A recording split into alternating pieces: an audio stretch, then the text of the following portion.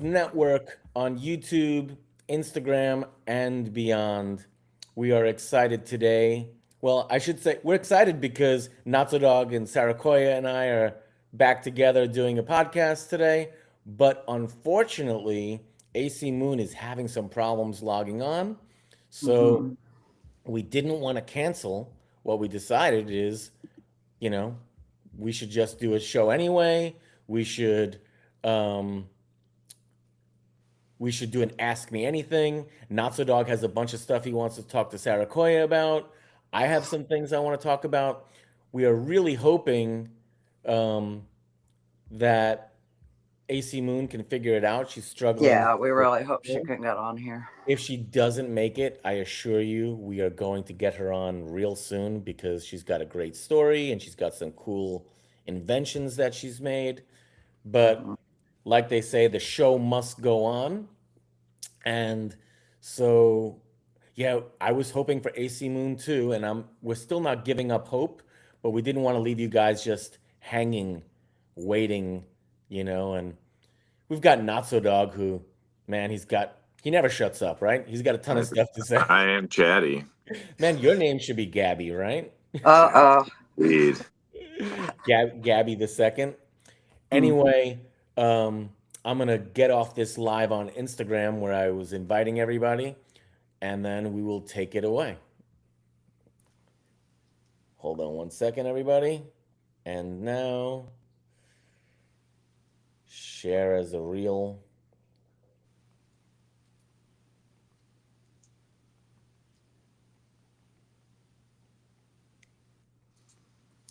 Well, so while it's unfortunate that we're waiting for AC Moon to hopefully um, get logged on, it gives me an opportunity to thank our sponsors.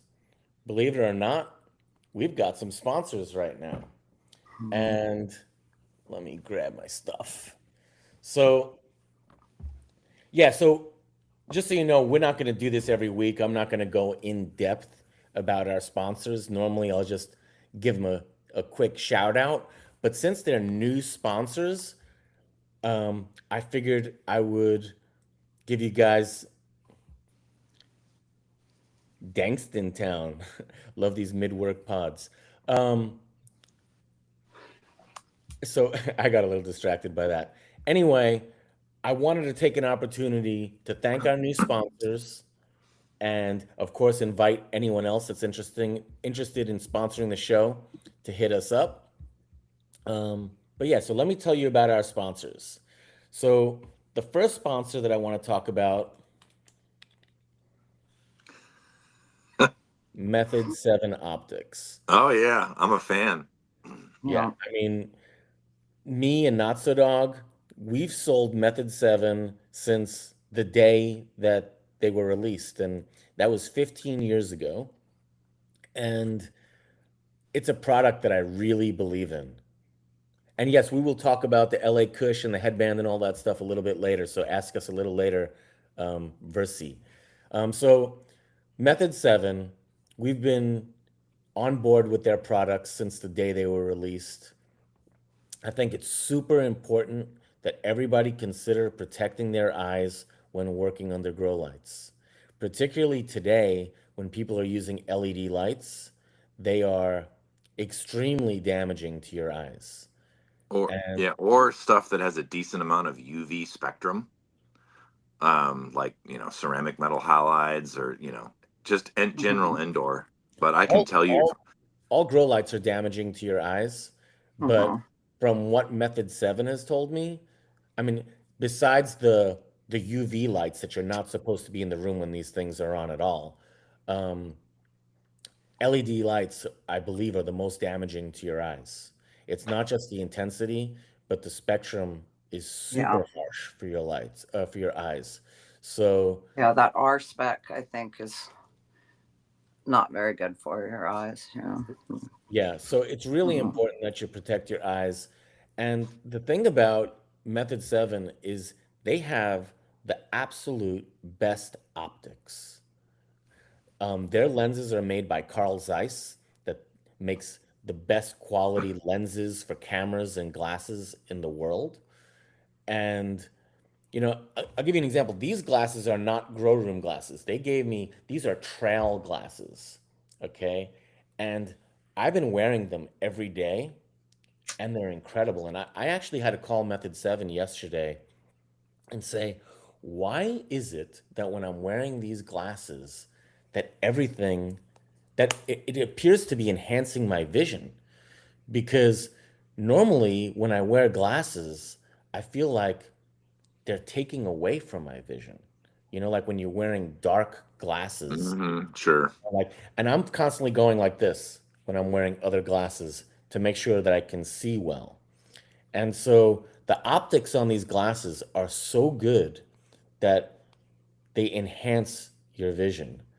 And I want to open up because I sent James, the owner of Method 7, a message yesterday asking him, I'm like, why is it that I can see better using these?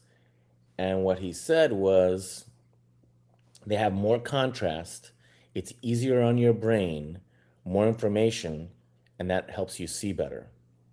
So, like I said, I'm wearing Method 7 every day for 15 years, ever since I first discovered their glasses. I don't buy any other shades. I only wear Method 7s because they work so much better. And As far as grow rooms go, I can say that like you can, if you work in grows indoors, grow rooms a lot, and you put those on, the tension relief is so noticeable that usually within 5 minutes, like you feel the difference in your head. Like you don't really realize you're sort of like irritated until it goes away.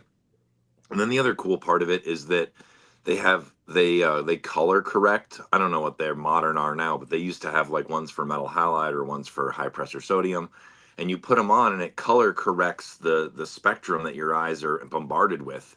So you actually see your plants and what's going on and like what they really look like. yeah, And I and the remember high pressure sodium is incredible. when Gabby and I first got them, everybody would take these like, excuse my French, but these shitty grow room pics because they'd be all washed out in the orange or whatever color. But if you put up like the lens of like your Method Sevens and took a picture, all of a sudden your weed looked normal, and you could see what it actually looked like, you know. And when we first got ceramic metal halides, I would notice that if I worked in my garden for hours, sometimes my eyes would burn afterwards. Mm. And they would feel sensitive almost for a couple of days. And then when the Method 7 guys, this, I don't even know how many years ago this was now, 15 or 15 years 18, ago.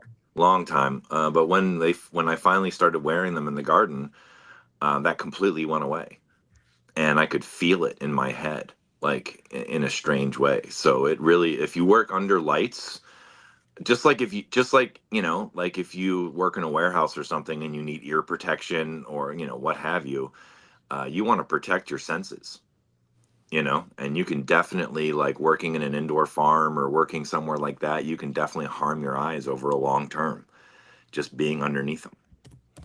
So in the past, and I think this is something that happens with young people is, they don't care so much. They feel like, oh, I can see fine. I can wear my hat. It's fine. But, you know, as I'm getting older, I'm realizing that my vision is going already, and I really want to protect it. And, I mean, I always wore the glasses um, in the garden, but now, it's just far more important. I'm growing under LEDs, and I really believe that this is the most, or I don't want to say the most important, but extremely important that every grower consider getting something to protect their eyes. And Mm-hmm. Method 7, they're the best. You might be able to buy some cheap pair, but what happens when you do that is the optics won't be as good. You won't see as good. And that's the whole purpose of these lenses is to be able to see your plants better, Mm-hmm. and protect yourself. And one thing I'll say is like I've seen other cheap brands of glasses like this, but they're all designed for high pressure sodium. Okay, they all, Hmm. so nowadays with LEDs, you don't want that change of color because the modern LEDs are all like natural light. And Big Nug, you can say that this sounds like a sales pitch, or you can say that it's a very strong recommendation. Okay, and to be honest, okay, let me take a step back. We will only accept sponsors at the Craft Growers Network that we believe in their products. Okay, Mm-hmm. so I've been a supporter of Method 7 for 15 years. And Mm-hmm. so um, I really, you know, sales pitch or not, I just so you know, this is not an affiliate link. I'm not getting paid if you purchase Method 7 glasses. And frankly, they're gonna hook me up anyway. They send me glasses, regularly anyway. So like I'm promoting these products because I really believe in it. And, you know, and I don't so, have any for free. I bought mine. oh, check this out. This is a really cool story. I We used called to up, sell them at our shop too, yeah, they're because the it's best. important to wear glasses. I agree. And I think what you were saying about UV is something that people aren't thinking about enough. Those UV lights are way more damaging than the metal halides and stuff we used to use. So So, something interesting, Method 7 makes prescription lenses. Oh Okay. wow. They're the only mm, ones that you can get a custom prescription lens. And I was talking to James, the owner of Method 7, and I said to him, I said, like I've been using reading glasses in the garden because I want to be able to see up close. It's not just because I'm getting old and my vision is bad, but so I went to the eye doctor and they were like, "You don't need a prescription, but if you want to go buy some reading glasses, it might help you every now and again." And I got the reading glasses and I'm like, "Holy shit. This is actually nice because they magnify." I got I think like a three times reading lens, reading glasses, and it magnifies. So I brought it into the garden.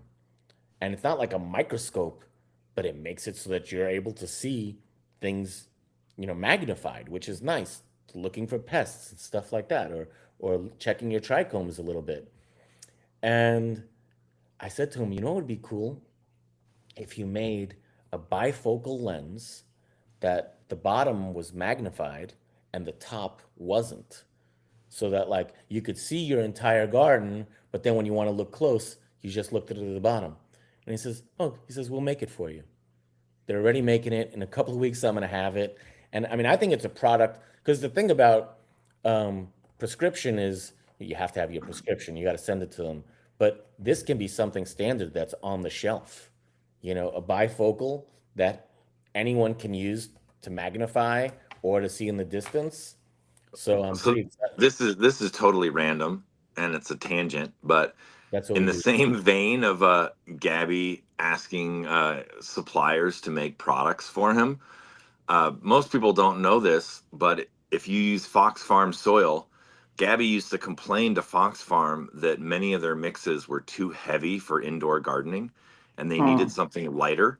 This was before cocoa fiber was like around really. And so they made this product which is still around called Light Warrior, I which is remember that. sort of Yeah. like their indoor seed starting, like more Mhm. perlite, less heavy, not like not like a Happy Frog or whatever. So Gabby, giving constructive criticism, if you will, to Fox Farm. They still have an entire line of soil based on him being like, hey, you know, because people in Mendo and Humboldt, it's like you used to grow like uh, you'd water your ocean forest, and then 5 days later you're like, I want to feed again, and the pot's still heavy, Mhm. Do Yeah, not that's the use ocean richer forest one for indoors, people. sure. huh? Yeah. Please, please do not use ocean forest indoors. And worse is Happy Frog. that stuff is just not designed for indoor growing. But I just mean that harkens back to a time when there was a lot less products, and Yeah, people were it's true. adapting, and a lot of the soils that were made in our area, I mean, Fox Farm is from Humboldt, were made to handle the super dry, super hot California summer. And then so you take that indoor, and it wasn't exactly like it wasn't an easy transition. And like I said, it was before cocoa fiber even like existed on our market. So we needed some kind of, it's kind of like, their version of Pro Mix or something like that. But um, it's funny that he definitely pushed that. I don't even know how many That years ago. stuff's really light. Like Yeah. it'll just like float around for days. That Well, stuff. I The appreciate White Warrior. you mentioning that, not so Yeah. dog. Of course, I I hadn't thought of wouldn't it in a remember. million years, but I just, when you were telling him what you wanted, I was like, I just remembered that you called up fucking and bitched because, I mean, it was true. Like their stuff was too heavy for inside I garden. mean, to give them credit, like it's not just that they listened to me but they were listening to their clients, and their Sure. clients said, "Hey, we need this," and they made it, and that's really cool. And like I said, I told Method 7 that I'd like to see some bifocal glasses, and they're like, "Oh, you'll have them in a couple of weeks." I'm One thing just one random point too, I should probably make is that I think, especially for men, we have a tendency to be like, oh, fuck it, it doesn't matter. Like when it comes to like our senses or our ears or our eyes, and, wearing proper protection, PPE, or whatever is important, it's super you important. know? Yeah, it is. Protecting your, It is.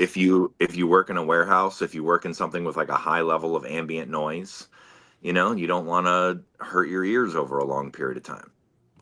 If you work in an indoor garden, and you're under lights hours a day defoliating or watering or something just as part of your gig, you should probably have that.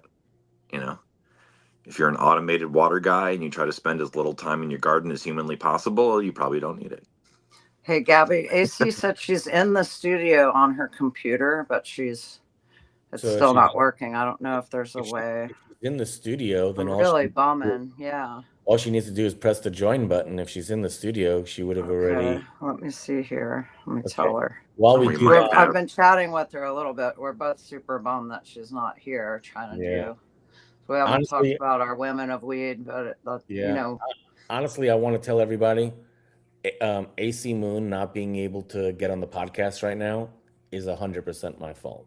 I should be making sure that people can log on a couple of days in advance. yeah, we should have done a test run I've before. been moving my nursery, and so I've been Yeah. putting all-nighters in Yeah, up to I've been like moving 3 in the too. We're morning all like, every day, and yeah. and we haven't been doing as regular podcasts as we wanted to. So, Well, uh, I was going to tell something that maybe slightly embarrassed Gabby, but before all right, that's we right.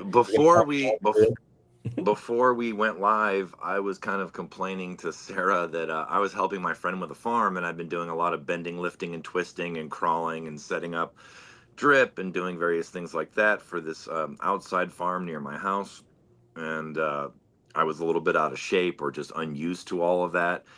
And she was just explaining to me just how many rocks and how much, like, all the various businesses she's been in involved heavy things, right?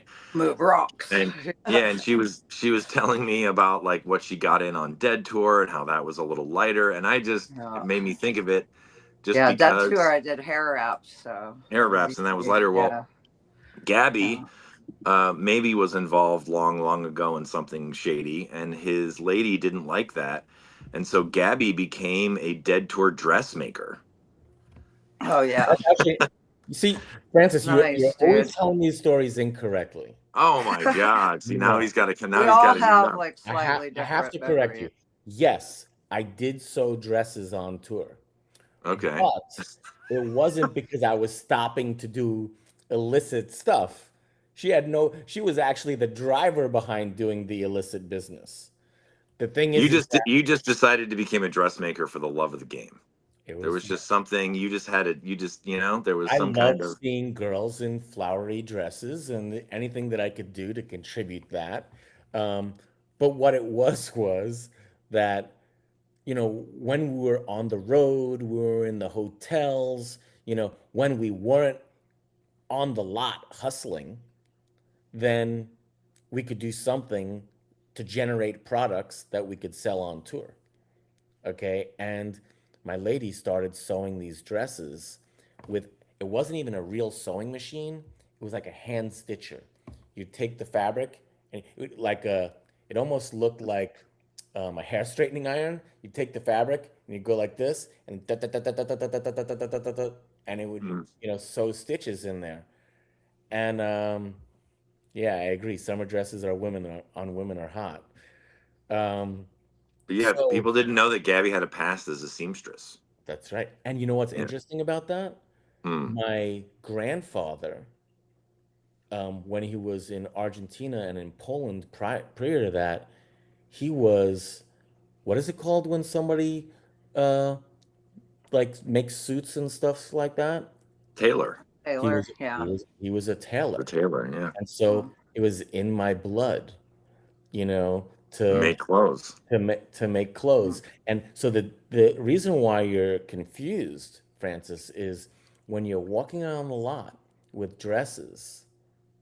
AC Moon, I'm we, I was like, you're gonna make it. Oh, we hear her, but I can't see We her. can see your. oh. We don't have your camera on. No, it's not There. working, you guys. I'm sorry. I've been trying It's okay. everything and I We don't can know what's we going can on. do I we gotta can do bury my dinosaur of a computer. we can do audio only, Yeah, to at there you least Yeah, are. that's subpar for me. Let's go ahead and Oh, reschedule because babe. I am like beyond frustrated with this okay. particular object, and Yeah. I am trying to figure out what's going on, and Google doesn't like me, so I don't know why, but I Oh, apologize babe. for that 100%. It even says that my camera is available and it's not working. Wow. It's like Okay. Monday for three Well, days. you So know, sorry about that, you guys. I really yeah. Well, apologize. Gabby was saying too that we really should like test this with our guests like a day or so before. It's like springtime. Everybody's cleaning and moving and doing. So, we apologize that we didn't get you all squared away and fixed up before the show. It would No have prevented worries. some of this I've too. been out in a dirty farm in the middle of nowhere, and Oh, yeah. apparently I needed the day off to fix some issues like this damn camera. So thank you Oh, guys so much. I appreciate you, and let's go ahead yeah. and We're reschedule. looking forward to it, lady. Whenever we can get you rescheduled, we'll get together and plan a date. Thank you. Um, Yeah, just let me know, and I am down for it. I'm gonna see if I can keep focusing on fixing these problems so I don't have them the next time I get the opportunity to speak with you. Well, yeah. Well, well, most we definitely. appreciate you, and I'm sorry it didn't work out.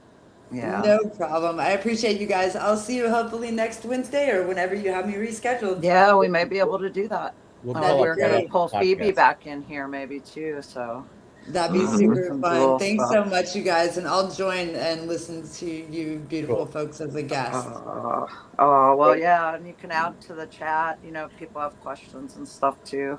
I We've appreciate just you. been stalling out, so Thanks for your we'll talk to patience. you I'm soon. sorry. I gave it a go, but Hey, it's three so different good. no phones and a worries, no computer later, worries. and it's I like, want to show It's you screw gonna this. you. work out when So it does. Cool. that's badass. Thank you so much. Wow, Hopefully, I'll dude. get to see you next week. All right, see ya. Look at those sniffs. I Jesus know. Lord Christ. Yeah, this is what I Talk use about for. being out in a rusty These are field. my cloning scissors. Indeed. What? So, Yeah. So so yeah, those will keep that virus away. yeah, so what I wanted to tell you about this is these. This is the only one of the only things. Actually, it's the Is this a new only thing. sponsor? And It ain't survive the expensive. fire. This is the only thing that Oh, survived the fires in wow. 2017, and that's some Snodgrass glass. Oh, wow, dude. And I have That's some other funny. photos of the glass that had melted. Like I had all my pipes and they all melted into like, but Oh, yeah, but that's Snodgrass glass, and these are my grandfather's tailor scissors. Cheers. Yeah. Taylor wow, So right scissors. what I was on. Wow. gonna Yeah, say, those are important. Not so Yeah. dog, is when we were walking around the lot with the dresses, it was like a decoy, because like we felt like the cops aren't looking at us like we're selling drugs. We're just there selling dresses, So then, we could also be like, kind bud, Yeah. doses. At the right Yeah. time. And stuff. So yeah, this girlfriend that I had, she definitely wasn't opposed to doing illicit transactions. It was just a way to make extra money. And to be honest with you, you know what I discovered Mm. was it was actually really easy to make money selling dresses. Like Right on. I all the mean, dude, dresses, all the dresses I that knew we made got sold. I knew some So, people that they'll remain nameless, but I knew some people that used to make tie dyes, and off tour they would spend months making tie dyes, and then they Yeah. would take a giant amount. The only thing that sucked about it for them is they didn't actually get to go into very many shows because they Mm. had so much stuff. But like Yeah. even back then in the 90s, like, so this is 1990s money, like, sometimes they'd make 150 grand a tour, Right. Yeah. because they made beautiful, beautiful clothes Hmm. and tie dyes, and they would just sell a ton of them on lot, you know, Hmm.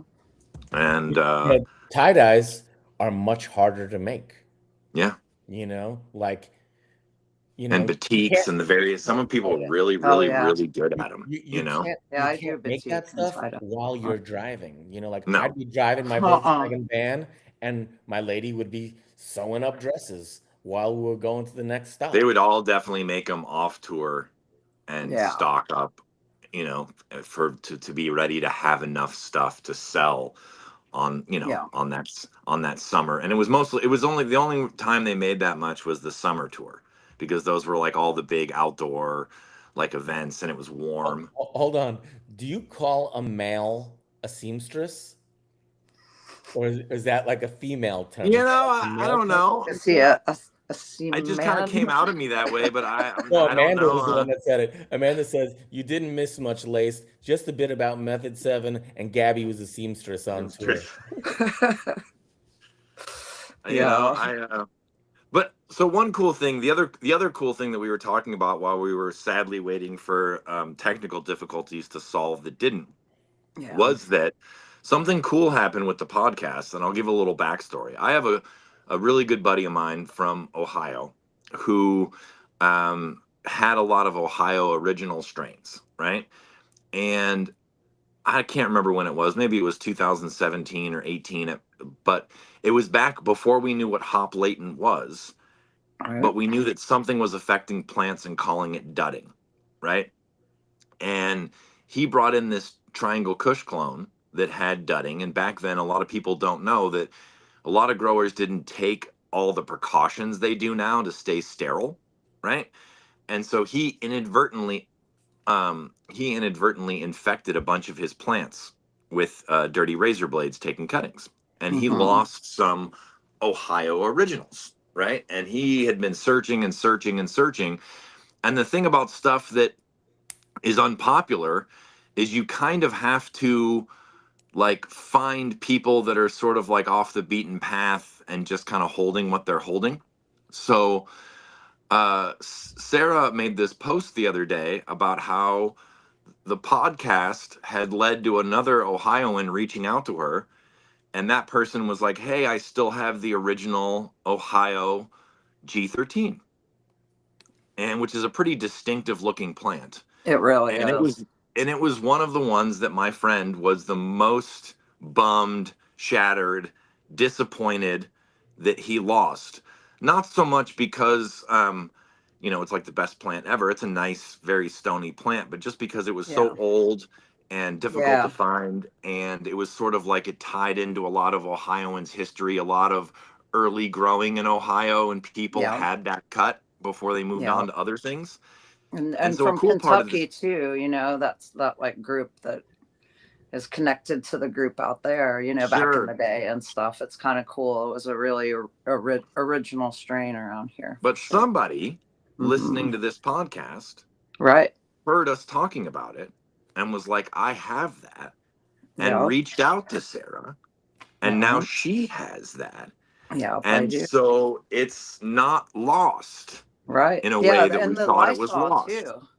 The Lysol, the sister of the lemon that came from the same seed stock as the lemon, came back to me at the same time as that G13 now. So, and And the G13, when it rooted, for whatever reason, because I had to root them, I just got the cuts, and when it rooted, it also flowered. It like made this little gnarly flower with lots of like curled hook leaf, and it has that broad dark color, and it's just, I'm 99% sure that's what it is, and it came from a that's guy what it is. who, you know, so and it and the Lysol both coming back, it's like, it's, if even if nothing else came out of this podcast for me, that's really great. Oh Like yeah, what I no. want to do is document women's stories over over the years, women that have been involved and been behind the scenes and stuff. Well, But the ability to communicate with community and Mhm. to recover some of those things and get together and remember old times is really a blessing. It's like a blessing that was not expected, but it's been So really there's great. there's a blessing to being isolated. Being in Right. California, you kind of have to like go with trends to survive to some degree.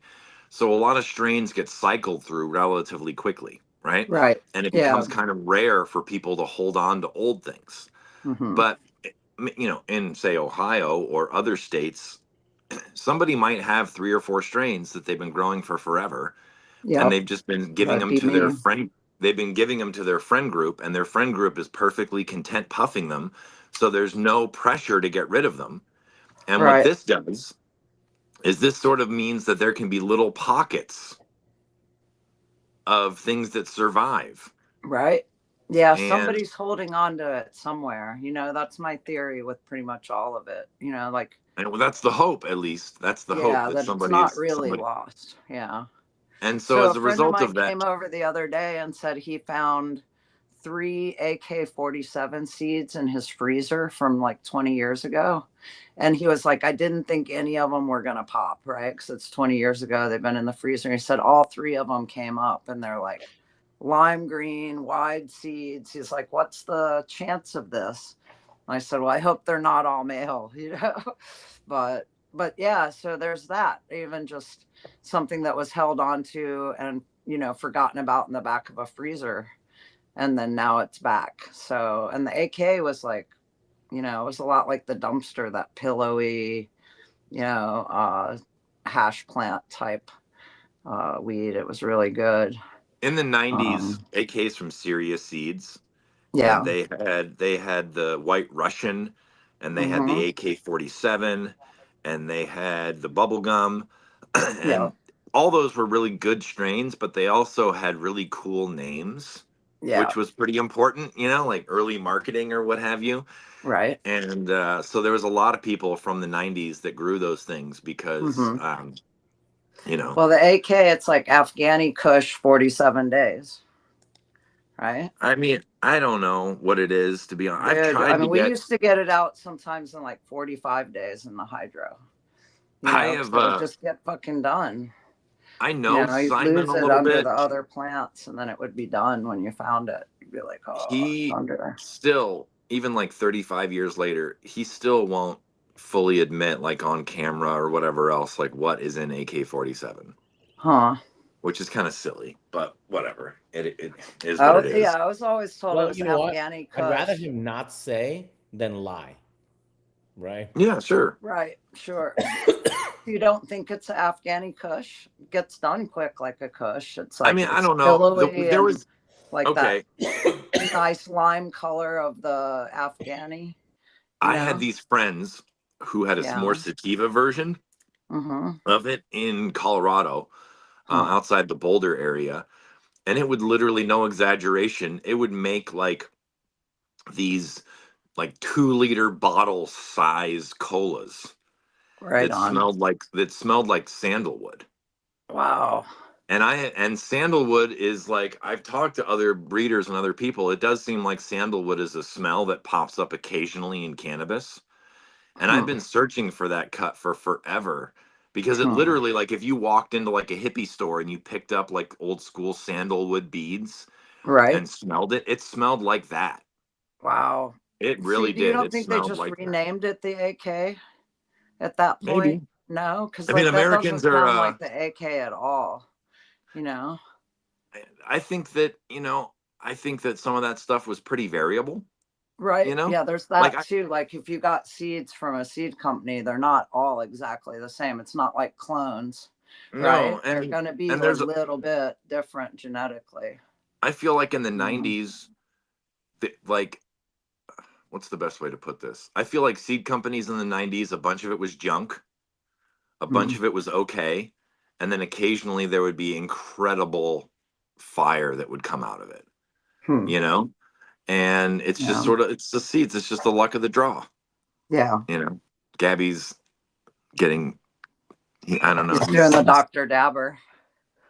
I can't hear you, You're dude. muted, You're Gabby. muted. Yeah. See, now we got Because I high. He's was having technical coughing. difficulties. I was coughing. I didn't want you to hear my coughing. Aha. Well, I wanted to continue to tell about the sponsors, but we got a little bit off tracked, which we tend to do. And the thing is, I just want to quickly go through the sponsors. That way, we can just put it aside and not get distracted as we move forward. But I did a video about Dr. Dabber. Um, Dr. Dabber sent me the Switch and the Ghost 2, and I am really loving these things. You guys should check out the video that I made on Dr. Dabber and hit me up. I don't have the coupon code ready yet, but hit me up. I will be able to get you guys a discount on Dr. Dabber. The one thing about this unit right here, the Dr. Dabber switch, is it has a quartz insert where you drop the concentrate on, and I'm going to talk about that later with our other sponsor, but the difference between quartz and ceramic is really noticeable. I honestly, I didn't I didn't know how noticeable it would be. And now I never want to use ceramic again because the quartz is so nice. So yeah, this is my In Dr. Dabber, flavor, the way it burns, or what? the What do you like flavor, about it? the flavor. Flavor. Yeah. Um, because I was using the Puffco core prior to that. And also, Dr. Dabber sent me this Ghost, which does have a ceramic heating element, but that one's more for traveling. But once I started using this thing, I was like, wow, I can taste my concentrates so much better. And it's like when you're using the ceramic, you think um, that you're tasting it all and it tastes great, and then all of a sudden you switch to quartz, it like really makes a difference. The other thing about this, the battery lasts forever. I never have to charge this thing. The Puffco products, I'm constantly having to charge them. So yeah, if you're interested, hit me up and I'll get you the discount on this. And then I have one last sponsor that I want to talk about, and this is actually really funny. To me, I think it's funny. So hopefully you guys will think it's funny too.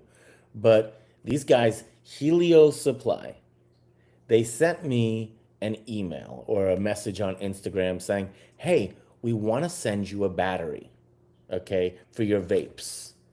We want to send you a battery. No, obligation on your part. We just want to send it to you to see what you think.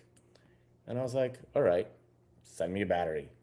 For those of you who know me, I I vape. I use a lot of carts. Earl Hill hooks me up with the oil, and I fill my own carts. And yeah, so they sent me this, and before that it even arrived, they sent me something saying, "Hey, do you want to be an affiliate?"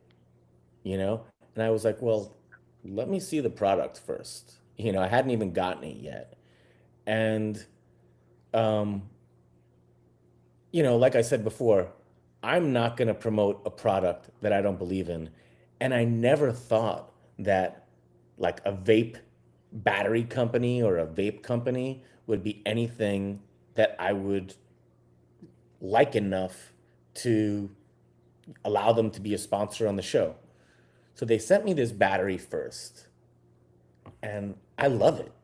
Like for a battery, it's it's about as impressive as it gets. So what's cool is, you know, you can put any 5, 10 thread cart on there. And then when you put it in here, it's super discreet. It looks just like, you know, a tobacco vape. But the other thing about it is that it has the control where you can change the voltage on it. And so like I generally like to go at 1.8, which is less than what most cart batteries have, because I want to get maximum flavor out of it, right? This thing makes me feel like a caveman. You are a caveman. I do. It's like flour, a glass piece, a heating device, and I'm good. Same. Yeah. Yeah. But no, like my wife, she has nicotine vapes, and like they've just continually gotten more advanced. And she has one that has all kinds of screens on it, and numbers, Huh, and different types of things, and like they're, huh. you know, What I yeah, like about this one is that it's discreet, doesn't look like these, right? Which everyone knows is weed. Mhm. But also the voltage control on it, I really like it. I like the way it draws. But so what happened was I was like, all right, let me check these guys out. I looked at their website and they have some nice carts. And so I was like, hey, you know, I wasn't ready to just say, all right, I'm gonna, you know, talk about this battery, you know, because it's in the end, it's a cool battery, but it's just a battery, right? But then, you know, when I looked at their website, they have carts and they have, this is, I'm gonna look at, it says here, it's a quartz core. Um, so the concentrate is not just going onto the ceramic. It's got a quartz core in there. And prior to that, I was using C-cell carts. I was using O2 vape carts, and they sent me these, and they taste amazing. You know, so after trying their battery, after having them send me some carts, I was like, this is actually, these are the nicest vape carts I've ever seen. Now, something that's really cool about these, I want to show you, because this, you know, I fill carts by myself. Okay, I don't just, you know, buy them full. And so what's really cool about these is that you can use a wide gauge needle to fill them. And that's actually super important to me because like this is the gauge needle that you have to use, this one over here, when you use the skinnier carts. And it's so hard to suck the juice up into the cart when you're using this really thin, like, because you have to suck it up in a syringe, right? So this makes them loading is way easier. Like I said, these are the best tasting carts I've ever seen. So that's why, you know, I hit them up and I said, hey, look, I love your products. You know, do you want to sponsor the show? And they said yes. So like I said, I was like thinking I would never do it, but I'm buying these carts for myself. You know, like these are the carts that I want to use. So if you're just a small person that fills carts, I think you should check these guys out. And if you're a bigger company that, you know, is producing, okay, so here's the thing. There are a lot, there is a lot of cheap hardware out there. You can buy an empty vape cart for less than $1, but they're garbage, you know, and a lot of them have heavy metals like lead in there. So, you know, like nowadays, specifically for the traditional cart market, there are a lot of people selling carts that aren't licensed, right? And they're just looking for the cheapest stuff that they can. You know, they're distillate with, you know, botanical terps in there, and they just want to have a product that they can sell for as cheap as possible because that's what the illicit market wants. You know, people want to be able to That's like sell, the all there, like right? the big people's game, you know? But Like, if you are a licensed company, or if you want to have the highest quality product, when you put your product into those cheap vapes, you're just hurting yourself because the experience that the customer has is so much less. yeah. Like I said, I was using, and I should grab one.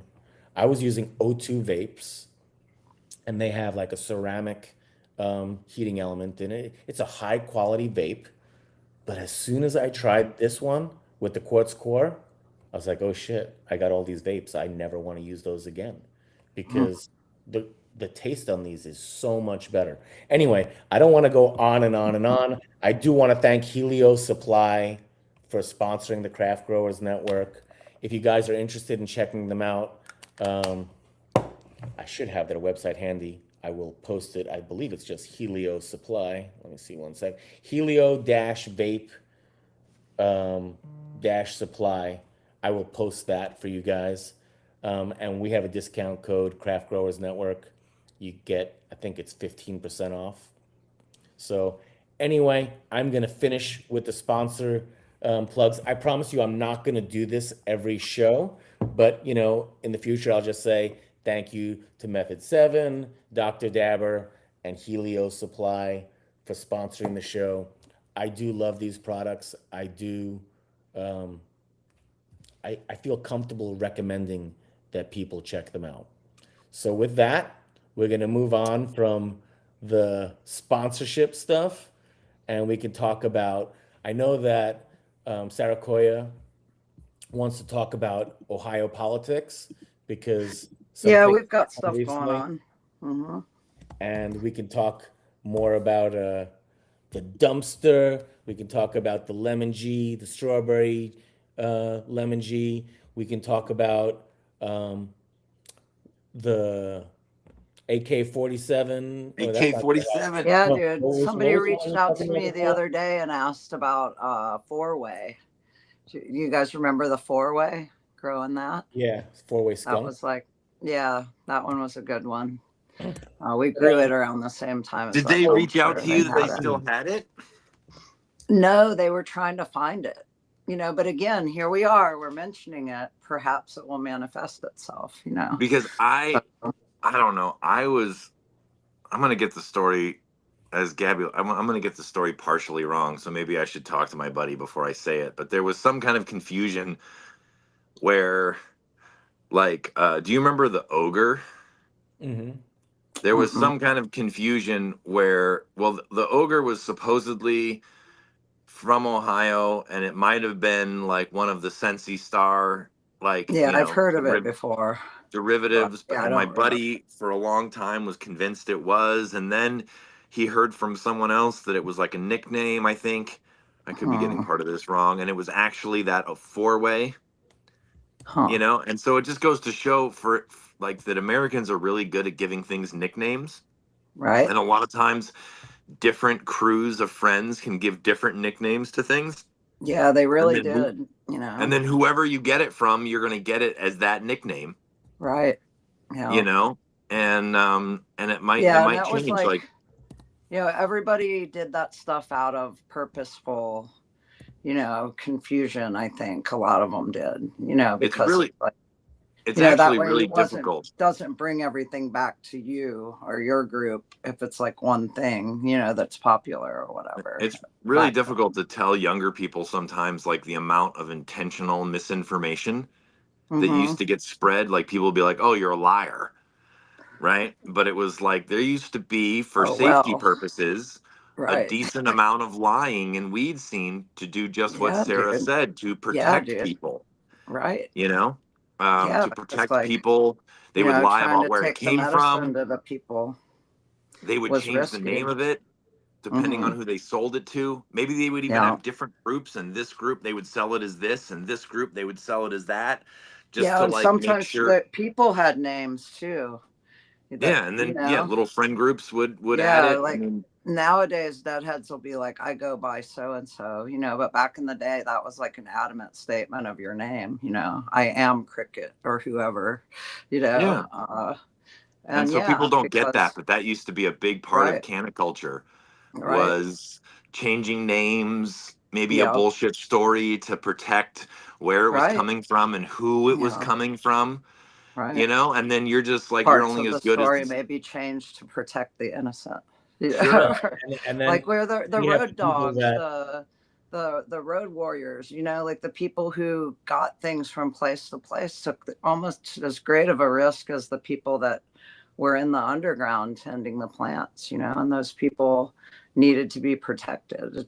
It's like any other underground thing, and uh, it's medicine to the people, and as removed as we've become in just this 10-year period of time, at least we forget we're still in a state where we have federal legalities. Yeah. And And and that used to I be feel like super right common. now there's been more and more of a police state and an effort to kind of return us to those times, where you talk to your friend and they're like, damn, I'm gonna change my name to the Worm and go underground, but like, why not be a little bit careful, when we have this new Senate Bill 56 that we wanted to talk about. And it's been causing chaos in Ohio, where people don't understand what the change in the law is. And sometimes it's even misquoted by the news outlets. And what people need to understand is, if you're traveling outside of your home, not only are you still limited to the 2.5 ounces, but you also have to have it out of your reach in the car. That's something that I've seen cops use as probable cause, or not seen, but heard from the community to use as probable cause to harass people who are traveling with their cannabis. I haven't heard much about the going to Michigan and back, but it is now illegal to travel to Michigan. I haven't seen anybody getting busted with that. hold on, it's not But illegal I to think travel it's to something they Michigan. have in their pocket. It's illegal to travel to Michigan with And herb. bring back, yeah, Right. and buy your cannabis there and bring it back to Ohio, Hmm. which is ridiculous. That's like saying that you can't go, to from the Kentucky side of Ohio to the Cincinnati side in Ohio to Cincinnati and Kentucky and buy aspirin. Like, Hmm. it just doesn't make sense to limit Well, it's people's not unique. access to medicine. This law was basically written by the cartel that is the Ohio legal tier one growers. They're even being accused of it by the state attorney general. So on one hand, our government lets them pass this law impeding the rights of the citizens, and on the other hand, they say, "Hey, you guys aren't playing fair." So they're out for themselves, and they're all sharks, and we're in the water. So at least we forget we need, everybody needs to be informed about the law. There was an incident over last weekend where a guy got busted at a what should have been a low key festival that people thought was on private property out near Cadiz, Ohio. A guy was taken away after hours on a Friday and then showed up at another place on a Saturday with work. So people need to be aware of the fact that anybody out there with, selling weed at shows has, has got to know that they're, could be charged with crimes.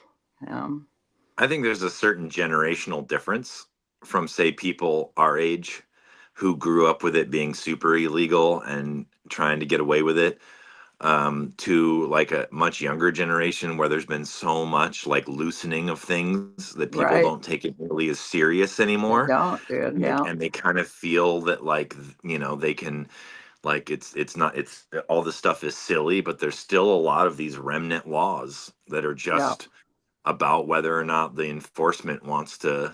um Well, these are new laws, dude. Our Senate and then our House, and then signed by the governor, passed Senate Bill 56, which rolls back what we voted on as citizens when we passed issue 2, which was legalizing recreational marijuana for adults, which was in 2020 2023. So Here we are a couple years later, and they passed this law, and it redirects, for one thing, it cuts out all the social equity. We were supposed to have 36% of the tax revenue from recreational cannabis directed back to cities and then there was another 30% of it that's supposed to go to social equity program, which would be anybody that had been negatively impacted by the drug war, anybody living in a small community where they have no resources, people living in poverty, people of color, women, minority people would have the right and the ability to open businesses.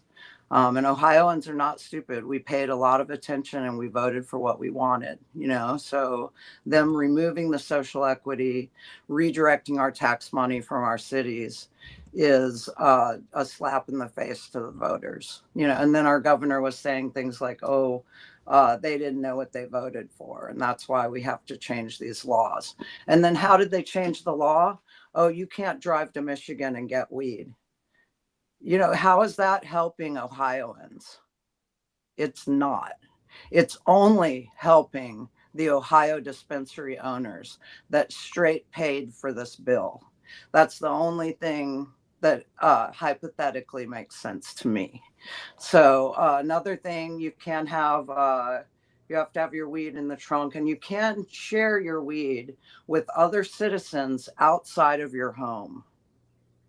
How is that helping Ohio? Right?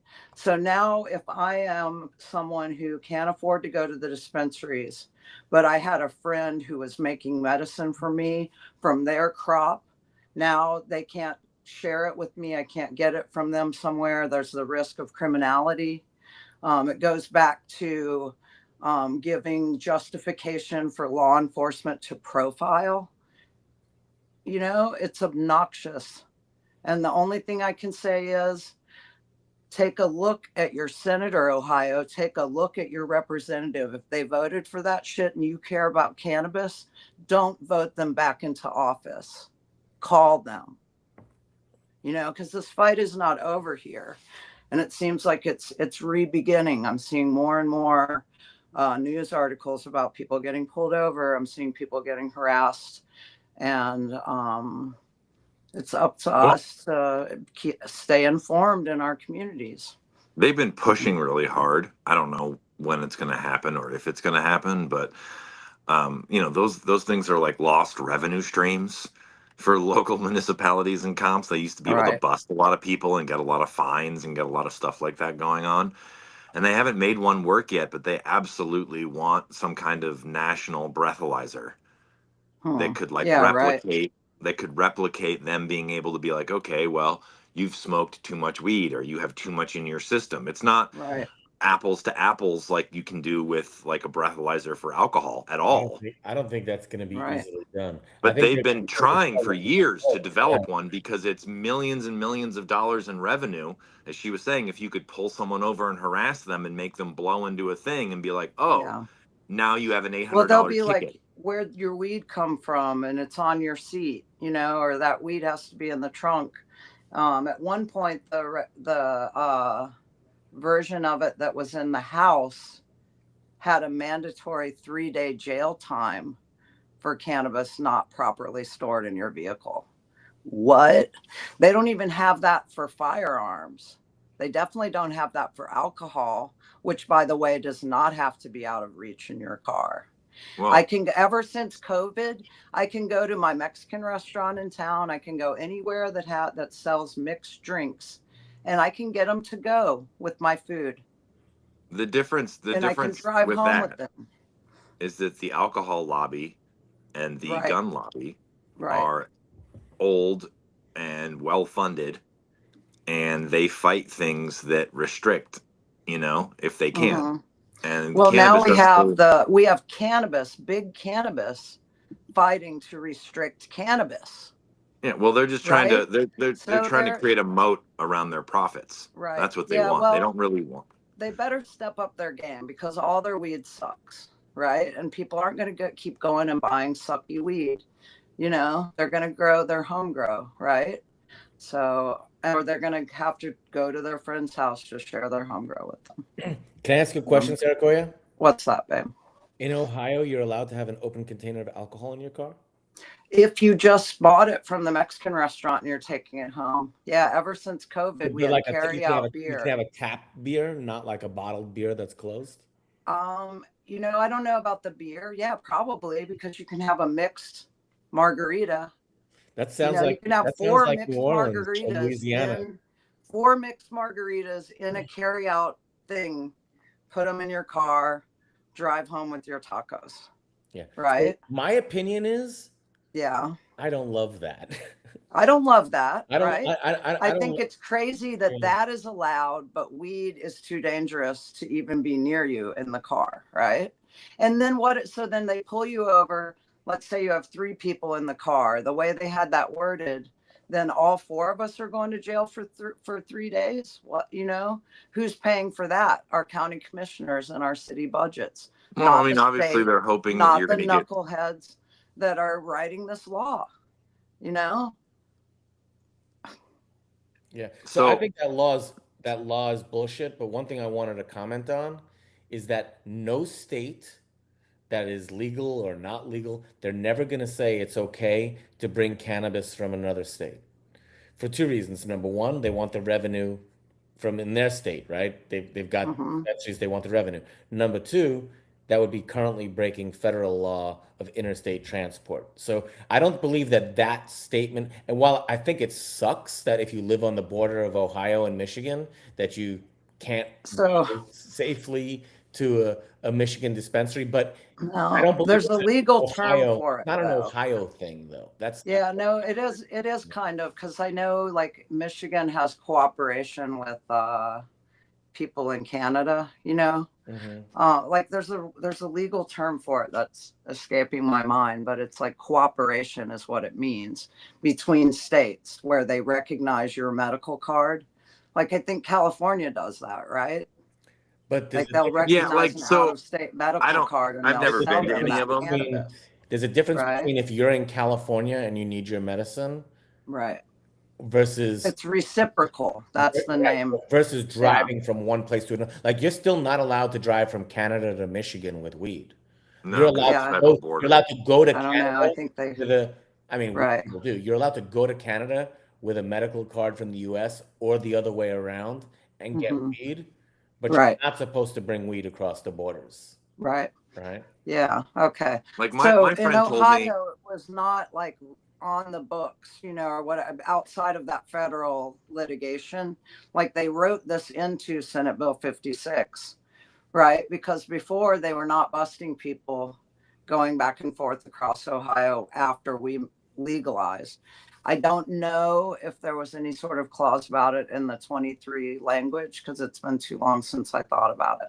But Senate Bill 56, I've read all the pages of, and it's got a lot of nefarious stuff in there that doesn't benefit the people in any way, is not protecting anyone except the dispensary owners.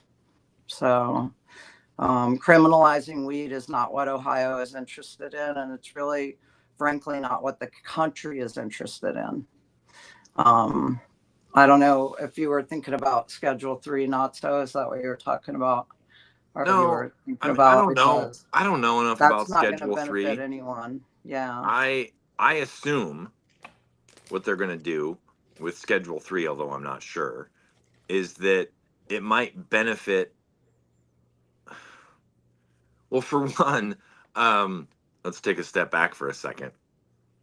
I believe one of the questions, okay, Yeah. on the medical form is, have you ever sold illicit substances? Right? Mm-hmm. In order to get your DEA approval for your full Schedule 3. Right? So Mm-hmm. that kind of means that, like, if you've ever been involved in weed before in your life, you sort of have to lie. Or if you have a Because, record, you're gonna have a problem. and Yeah. so, Well, and like Schedule 3, it's like there's also going to be this thing with like pharmaceutical quality, right? right. We've talked about it on this show before, like what I consider to be like regulatory capture, where you make enough rules that only a very tiny amount of corporations or people meet that criteria. And so you essentially give them the industry because they're the only ones that meet the criteria. You know? Right, because they're the ones that lobbied for the law to be written Yeah, like that. of course. And You so know? we're not, But- that's the disadvantage that traditional cannabis people are in is we're not used to that world, right? Right. Whatsoever. And so now we're playing with somewhat unfamiliar rules, right? In a world where money talks and Right. they have money and we don't. And Right. so, you know, what I see you Exactly. talking about all the time, Saraquoia, is basically you just want a loosening of the penalties or elimination We of the need to penalties, free the weed for the and people in need. and then people Right? should be able to use it Because it's an sensibly. herb. Yeah. We need to free all of the plants. We need to Right. have So total plant sanctuary, right? Like there's poisonous hemlock in our community that our city should be more concerned about because it fucks up people and dogs and livestock, right? Like that shit will actually hurt you, right?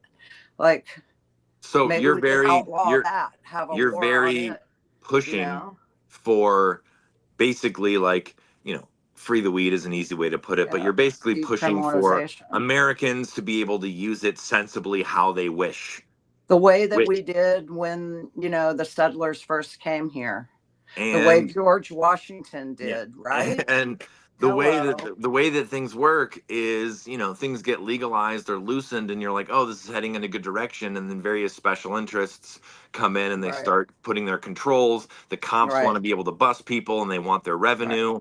The Right. dispensary owners want to moat around their profitability. People start going after home grows. You have to keep it locked Yeah. in your, like, all these different things that you Right. rail against are all Mhm. basically ways of them, people trying to push an advantage. Right. It's And true. you basically just want. That's why we have to communicate with all of the others I agree with you. that ganja is not dangerous and should.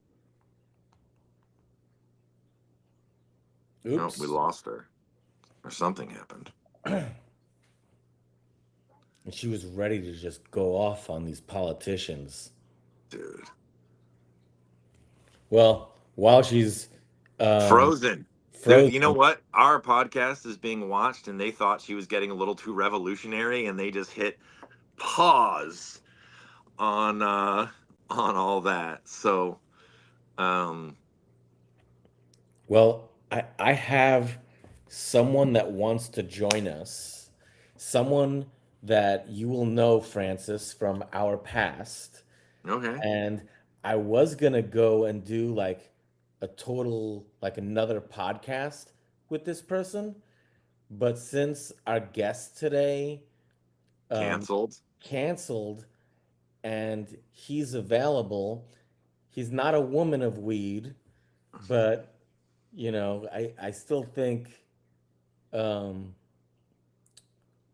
think it would be a good guest. I want to keep it a surprise for you though, and just see. I know you're going to recognize him when you see him.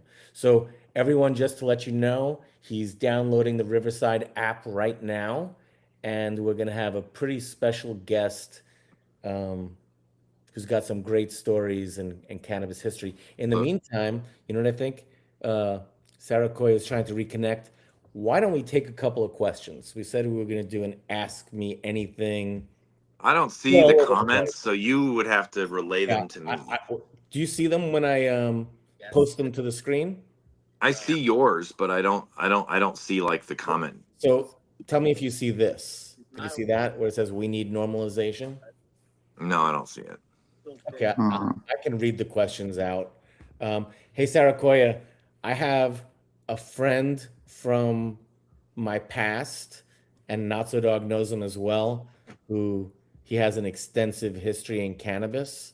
Yeah. And while he's not a woman of weed, he I is know. someone that I wanted to get on the podcast. So we might have somebody joining us briefly. If you That see sounds good. if you see another bald We're way off the screen, woman of weed today, anyway. We you are. know? We've been Like the rambling woman about. of weed right now is the herb and the plant, right? that's right. That's what, who One we have one on thing the I'll show today. one thing I'll Yeah. say, Sarah, about like your various like carrying the torch against all this stuff is it's important Yeah. to know that I think for a lot of like middle-aged weed people, we pushed legalization really hard, but we had like in our mind what that would look like, which was essentially like, removal of penalties and total freedom for normal use. And we Right. didn't really Totally. game plan day No. 2 after Right. legalization and what that would bring in, and like what kind of new struggles we might face. And I think most states that go legal, there's a lot of people that have been in herb a long time that start freaking out, right? Yeah. Because all these dumb rules and all these things, and all the legislature gets involved and lobbyists get Yeah. involved Well, and it's big more than business starts. dumb rules. It's like unobtainable financial Yeah, goal, yeah, hurdles is what it is, and that's where it needs to come down to community involvement, right? Because at the end of the day, all of the things, the pesky things that our legislature does are community rights issues, right? They come down to local control and our constitutional right to community self-governance, right? We the people are the government, and we have the right to reform our i government, i right? And so if they're not allowing us to reform our government in the manner that suits us, then it is not only our right, but really our responsibility to take that up I get it. and fight for that reform. And it doesn't even matter what the issue is. I It's gonna be our water. It's our rights to our chosen medicine. It's the right to not have these guys come and dump their toxic frack waste in our community. Sure. With logging, with nature, it all comes down to the law. What does the law say? Who's the side of the law on, and how do we adjust that? You know, I can say um, as someone who lives in California, um, at least when it comes to cannabis, right? We gave a lot of local control to things, and after it being around now for almost a decade or something, I'm not sure that was the greatest idea. hmm. Here we Um, go. oh, Do you recognize this guy? I don't know. He looks a little fuzzy. Hey, whoa! hey, Brent, what I'd like you to do if you can is log out and then turn your phone sideways instead of vertical, because we don't get as much of you this Okay, way. so log out. Yeah, just leave Okay. and then So turn your phone sideways and then turn it back on. Do you know who that is, Francis? I do. He's a little pixelated for I I me, log. know, that's what I've said. so Did I'm you can having a hard recognize time him? like on my phone seeing his face. Everybody, this is Brent, Brett from Apothecary Genetics. All right. Okay, that helps quite a bit.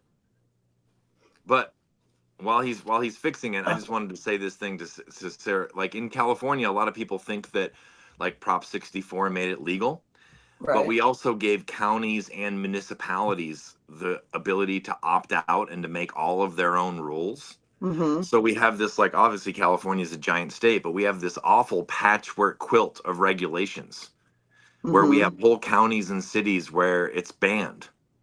Yeah. But do the And cities that have it really have full local control to how they want it? Or are they following the arbitrary rules of the state along with people not, well, the other like the part that people that are outlawing it, they have the whole full right of outlawing it, right? But the people that are not outlawing it don't have full local control over sure their cannabis, right? So on the therein lies the hypocrisy of local choice and local self-governance. Because when you ask for what you really want and it impedes the rights of corporation and the wealthy, the answer is no. No, they have their right to dump the waste here, yeah, and you don't have the right to tell them no. No, you can't sure. oversee the state's limits. Oh, but you can just shut it down. But You know? what I've seen in California is big money has an easier time. I don't want, maybe corrupting is the wrong word, but like Oh, using no, their it's the money right word. to get Yeah, counties or municipal, like for instance, it's easier to get a city or a county in California to do what you want than to get the full California legislature to do what you want. yeah, Right? So sure. there's counties and cities in California that have basically sort of been bought by special interests. Right. Yeah. Ooh. because it's easier for them, and then they get addicted to the big cannabis money, you know, Mhm. and they start Right. bending over backwards for Right. these large corporations and Right. pushing out what we want because they just see it as a new revenue stream. They should be ashamed, and everyone should vote them out. Right. And they But don't. until everybody starts talking to each other and rallies the troops, like if like everybody's complacent and 2/3 of our population stays home, where are we now? Like it all requires citizen involvement, right? So on that note, I do want to mention to Ohio that we have Cannabis Lobby Day happening on June 8th at the State House. It's organized by Ohio Civics Cannabis, and all of you should get there if you want to learn more about what you can do in your community to move the ball forward towards getting control back of what should have been our law, or what actions we can take to put more cannabis friendly people in place at the State House. It's June 8th. I will be there. It's like 10:30 to 4. We'll be in the rotunda. There will be snacks. There will be I will, snacks. I will I'm be a coming. little bit late. I Ohio, I will want some smell like snacks. weed a little bit. I'll see y'all there. Well, Get there, Ohio. and people from Michigan can come too. They can. They just can't bring weed back. Oh, well, some people talk about stuff, others don't. Hey, I want to introduce everyone to our very special guest, Brett from Apothecary Genetics. Brett, he's the There guy he that, is. I don't know if you bred it or brought it to everyone, the Grape Ape. I will let you tell the story. But one of the reasons why I wanted Brett to be on the show is because I know him, and Notso Dog knows him from the days of the Garden Spout, and he was one of the people that used to come into our store along with Dallas and a whole bunch of these. At the time they were all kids. Now we're all old. So I have a Hmm. super brief story about that, Go ahead. but um, But anyway, I would say welcome, Brett. welcome. I would say the purple Hi, Brett. craze was like in the early 2004, 2005, 2006. It really dominated California. Strains like a little bit of the Mendo P, but mostly the Urkel, the Granddaddy Purple, the Grape Ape. And what I remember first about the Grape Ape, oh, he just disappeared. Oh, he's back. What I remember first about the Grape Ape is that was like one of the first weed strains I saw that like you guys made t-shirts. Do you remember like those t-shirts? Yeah, You had these like purple t-shirts we with like did. yeah, they was these purple t-shirts and you were like I'm the Grape Ape guy and I was like then you had the shirts and I just remember being in the store with Gabby and yeah, and the Grape Ape t-shirts. And I it's like one of my early memories of like, oh, like weed is starting to get branded now. Like we're starting to like advertise, in a way.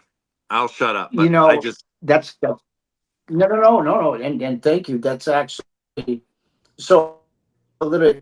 So the grape came from, like you said, Gabby. It was given to us by a friend named Philo Phil, out of Philo, uh, guy, and really, the grape itself, lineage for sure, Menda Perps, the Perps, and then of course we gave it to Estes, and we gave him the name GDP. We gave him that name because we were going down to the third floor in the lemon drop, selling, $500,000, $600,000 a drop. When we dropped down there, and the guy's paying us cash and hundred out of safe, so we didn't want to come back to Mendo, and then everyone be like, "Oh, that's the Grape Ape." So we gave it to GDP. We gave it to Ken Estes when he came up to Eddie's place and told him to call it GDP. So it's funny how he went to Povolo's and he got the GDP. That Oops. That's what happens when you're in. Actually, I don't think he's in Mendocino anymore. I think he's in Michigan. When he comes back on, I'm gonna see if he has a way to get better Wi-Fi. He was about Dude, to this tell, is just what we were talking about earlier, how people change names and change Yeah, names of stuff to keep 100%. it. but he's For gonna Yeah. tell people, a for story people I that, had never heard. for He just people that said don't Grape know, Ape is the GDP. for Oh people yeah, that yeah. don't know, That's what he was just saying. when Yeah. when he said third floor,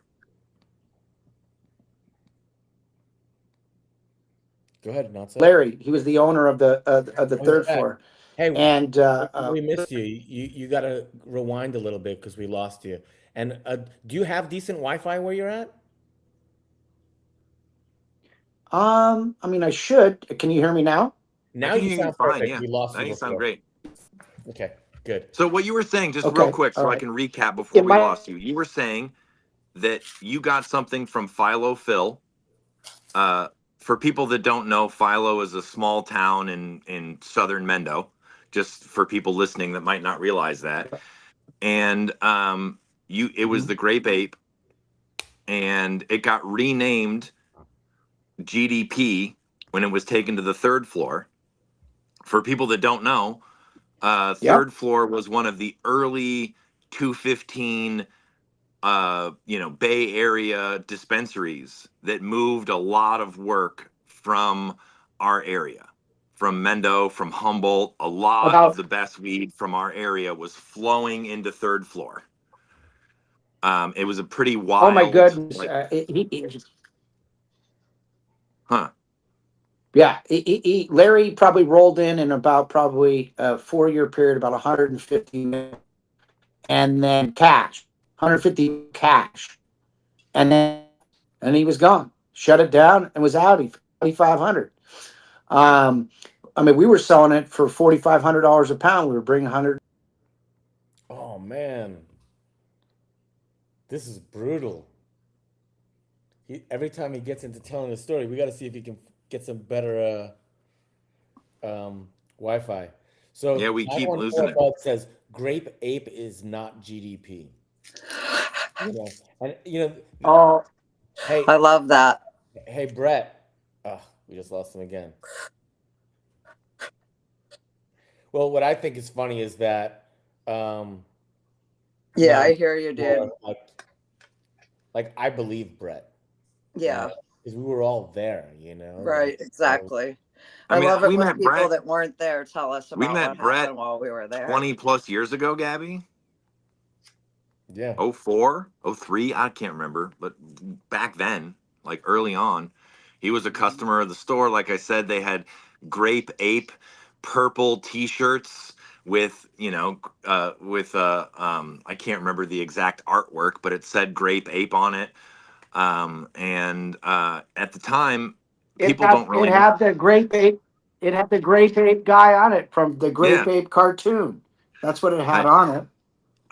it was Uh, like I fully you remember know, that because, yeah, Hey, Brett, I before you go any further, Brett, are you able to check your Wi-Fi? Maybe go someplace because you do keep breaking up and we keep losing you. Like you were in the middle of telling the best story and we lost you. Do you have a better spot? Or probably is not. it as good as it gets? The other yeah. thing we could do is we could always do a I, separate show with a little bit better planning too. Well, that's You what we were know, gonna do.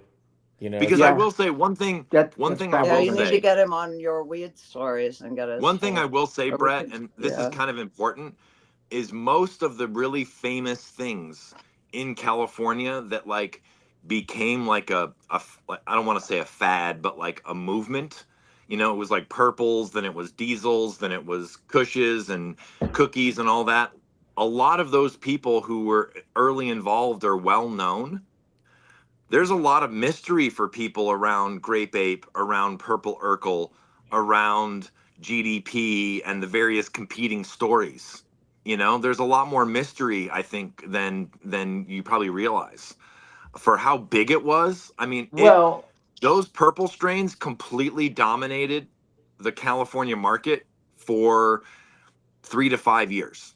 They were the most in demand, the most desirable, they were what brokers wanted. It was like a whole movement. And it's like what I consider like the first purple craze was when California went from like any good weed moved to like, do you have this weed? Mhm. You know, it really was a big change. Man, this is like such a tease. Well, anyway, at least Yeah. people see what's yet to come. I can hear you. Yeah.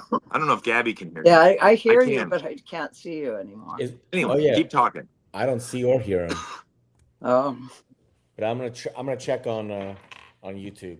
well, I can hear you. I can hear you. Keep talking Yeah, because I bet people can hear you. yeah. I'm gonna see because I don't see him on the screen. No, he's not on the screen on YouTube.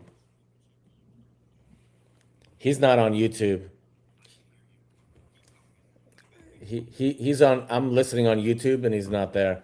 But you can't hear him, Gabby? He's Yeah, not. we can hear He's him. not coming out on YouTube. And I other think. Sarah and people I can hear hear him. him 100%. So the think guys Today are is the day saying of they technical can't hear him in the difficulties. Yeah, chat. It I says think can't hear him. if anything, he needs to log off and then try to log on again. And Such good stories. It his sounds Wi-Fi. like, Gabby, honestly, we Yeah, should that have sounds like what you need to do. a short show with him. Oh, we should have a long Yeah, show. weed Or yeah, stories. a Your long weed show. We should have a stories. whole Yeah, show with him and I get mean, it all figured out. that was that'd the be fun. plan. That was the plan. But when he saw that we were having problems with AC, he's like, "I'll come on," and I was like, "All right." I haven't thought of those t-shirts in the longest time. At first he was all pixelated and I couldn't really see who he was. And then when he unpixelated, I had this image of him in that shirt. And I was like, oh my God, you know? Yeah, Phoebe too. We need to get her back on and from over there. Oh, he's back. I'm still not seeing him on my screen, and he's not on YouTube. Do you hear him, Notso? I do. Yeah, Sadly, you and I hear him and Gabby doesn't hear or that's see so him. weird. Well, even if I didn't hear him, he's not on YouTube. But Is the he's not on problem. YouTube. Yeah, so His, we're the only two that can hear you. his audio's That not is on very YouTube. odd. Today is the day of technical oddities. It has been. So I Yeah, apologize for everyone. What I think yeah. we should do is we should have him on a whole show on him. Yeah, that was the Okay. plan for sure. You know, because Yeah. that Yeah, I is think really hopefully like we'll get AC back on for the Women of Weed next week. And then we still need to schedule Phoebe sometime or see what she's up Phoebe to. was pumped to do it. She had a good time. She's definitely down to come Yeah, back. dude, let's get her back on here. And there was Yeah. certain stories that we didn't get to either that are all really Right. funny, you know. Right. Yeah. So she'll probably be a little less nervous next Right. time, Right. you know. Mhm. People don't realize, but it's like you know, public speaking, even if you're not like in front of a crowd, is a real skill. And the more you do Yeah. it, the more you get comfortable doing it. And so we have a lot of like Right. first time people that pop in, Yep. and getting over that initial nervousness sometimes can be hard because Right. they might Yeah, I be get one that. way, huh? Yeah. Not everybody can be not so dog. Dude, Yeah, the storytelling is definitely it's a gift, and you know, not everybody has the same level of storytelling skill. but for what's sure. cool about now, like he just triggered so many memories, but like that era, that purple, I call it like the first purple craze in California. It Yeah. really was a sea change in time. Like dispensaries for 215, like he was saying, were really starting to like move incredible amounts of weed. People for the first time were going into dispensaries and being able to like not even need a hook or a friend. They could just go and Yeah. purchase things. The strains were changing, the methods were changing. We opened the shop in 03, Gabby. 02. 02. God, see, so long ago. So it was just like this. There was like a giant sea change going on right then. And California was, I believe in 02, 03, we were the only state in the union that had medical. So it was like Right. there was a Yeah, giant since amount. 96, right? Yeah, there was a giant. Yeah. Well, not really. I mean, No. it passed in 96 in November. Okay. So But I would say sometime in 97. I would say it took 5 or 6 years, so probably 02, 03. Wow. Before to it really have started. a place open. When I first moved Right. here, it was still guerrilla. Like it Well, I was like this. remember the 90s going out there and people had medical farms and they had prescriptions in a folder for people they were Yes, growing it was. for. But And I they just would mean put that up like like a big green cross in the yard and hope that the helicopters didn't use it as a landing pad. there But was somehow it eras. was legal, right? There was eras of 215. Let's put it that way. And it took a Yeah. while for each era to like morph into the other one. There he is, and he looks clearer. Oh, look at you now. He's All back. That right. better? Yeah. Well, Oh I gotta no, do it no, this I don't way. know. Now I can't hear Gabby. Oh no, Gabby's muted. I was coughing. Okay. Oh, Alrighty, is the ninth time the charm? we'll see. maybe it's been a Well, been a day of technical Well, welcome issues. everybody. Welcome to the Craft Growers Network on YouTube. And this is our buddy Brett from Apothecary Genetics. He's the guy, and he didn't breed the Grape Ape, but it was given to him. And he was just telling a story about how he gave it to Ken Estes and that was the name was changed to GDP. And I think that's a great story that we need to hear. So let's do take 99 and see if we can get this one out. All okay. right. Why? Can you hear me now, though? Yep. We're Yeah, good. we can hear you. Yeah. Okay. Yeah. But how do I get it to where my the camera You're perfect right can now. get you guys No, better? you were Yeah. good. I I don't see Now your know. you We turned just it face. got it set. sideways. Turn There it back might to be where a it was. little button somewhere that has like several squares, and if You're you good hit right that, there. you would be able to see all of us. But You're We're good. right now, we're we ugly as see hell. you Don't on, worry about and it's us. good. Don't worry about us. Just talk. We see you good You're now. funny. You're funny, Gab. So anyway, the whole scene, it's really interesting. I think you guys were talking a little bit about social media and name changing and things of that nature, and it's interesting where in this I'd like to think in the last 20 years, especially right around like 2010, when I got Sorry, I gotta introduced to a interrupt you. really young crew. I have to interrupt you, buddy. You turned your phone and now Yep. you're sideways. And you're about to tell this great story that I want to have I can right. hear him well at I least. hear Yeah. you fine. Just like that. Leave your phone. Oh, every time you Oh, turn your phone, it's good right there there. we go. Don't move Perfect. it. Right You're there is good. There. good. Yeah, Yeah, just like you're that. good. Okay. We see you perfect. But now you got to So start the story over again. so yeah. So it's like, really thinking about it, and you guys mention it, especially when I showed up in California, it was about 1998 when I first started coming in. I'm from Washington State. Some of the strains that, I really kind of grew up with was the Alaskan Thunderfuck, the Pez, and the Goo. The Goo came from the University of Washington medical research study. It's a bot strain of sativa, really, really yummy. The Alaskan Thunderfuck came from a really good friend of mine, much older. He's probably about 75 now. And the same thing with the Pez. The Pez is a old Packy strain, great for the Pacific Northwest when it comes to the rain, the cold, and the mold. It has a high resistance It's still to alive, that. you know. Yeah, no. People are rocking and playing around with it, and it has been and especially up in the California, up in the Lake County area. I brought all of those genetics up with me, so I moved up to California after the 2003 outdoor season. Was really good friends. Brought Kyle Kushman, which is Adam Ornstein from High Times. I brought him up to Northern California, up into Willits, and the same thing. Remember, just kind of crazy. Brandon from third gen was working for another friend of ours farm.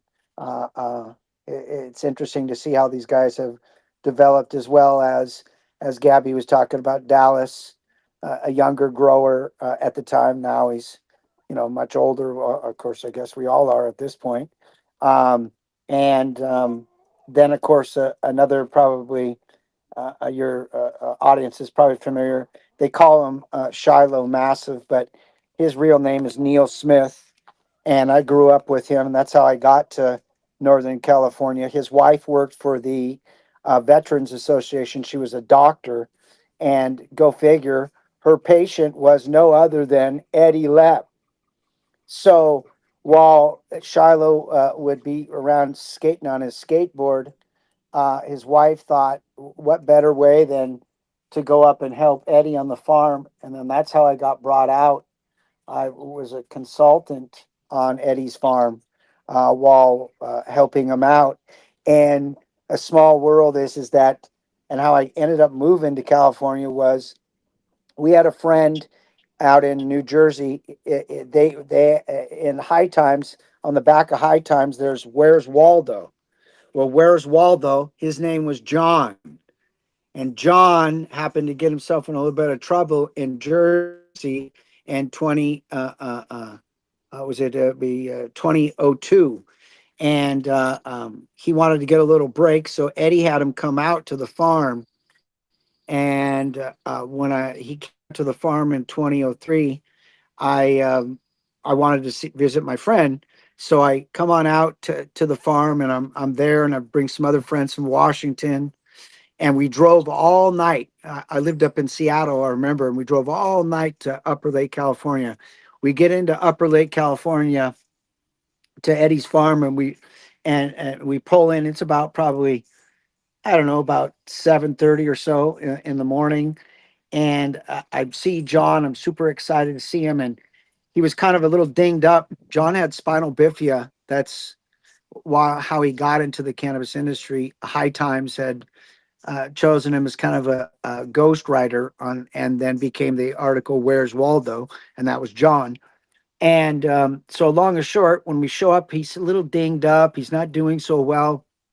I'm like, "Yo, what happened?" He goes, "Oh, I was on the quad and my leg caught underneath the bike, and I'm all kind of messed up." Well, there was an array of people at Eddie's farm back then. I mean, you could have been from one side of the fence to the other. I mean, literally, it was like a vagabond of just wonderful people, to say the least. But John got messed up, and one of the girls that were there, her name was Kitty, and her husband was he was an officer of Lake County in the police department, and he was helping his wife because his wife got a really bad accident in her back. So, along and short, she had those morphine lollipops.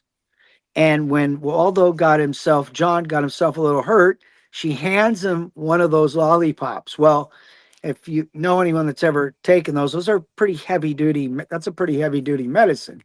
And so he was kind of a little out of it, let's just say. And I'm like, "Yo, John, we need to take you to go get some food. You need to wake up." So we go right down the street from Eddie's. It's a place called Judy's Junction. It's right there. It's right on Highway 20. The name's still there. The building's still there, but now the casino's kind of overtaken a lot of the work. Well, so long and short, we go inside there. I got two of my friends from Seattle with me, myself and John. Well, John starts doing the famous 1-2 nod. He starts nodding out on his food. And the waitress comes up and she's like, "He can't do that in here." We're like, "Oh, sorry, sorry, sorry." So we take him back, and I tell everyone, I'm like, "Yo, you can't let him go to sleep. You got to keep him awake. He's not gonna, you got to keep him awake." And they're like, "Yeah, yeah." Well, that they were right in the middle of harvest season. So there was literally piles, thousands of pounds of cannabis all over inside Eddie's house. I mean, it was everywhere. The garage was full. There's probably 6,000 pounds just laying everywhere all around him. We were just having to step over to get around. And it was insane. And really, I'm from Washington, where we grew in the middle of sticker bushes. I usually did about 4,000 plants a year with me and a friend, middle of the sticker bushes, have to drive them out in the middle of the bushes. So I'm not used to just having cannabis like right out in front of you.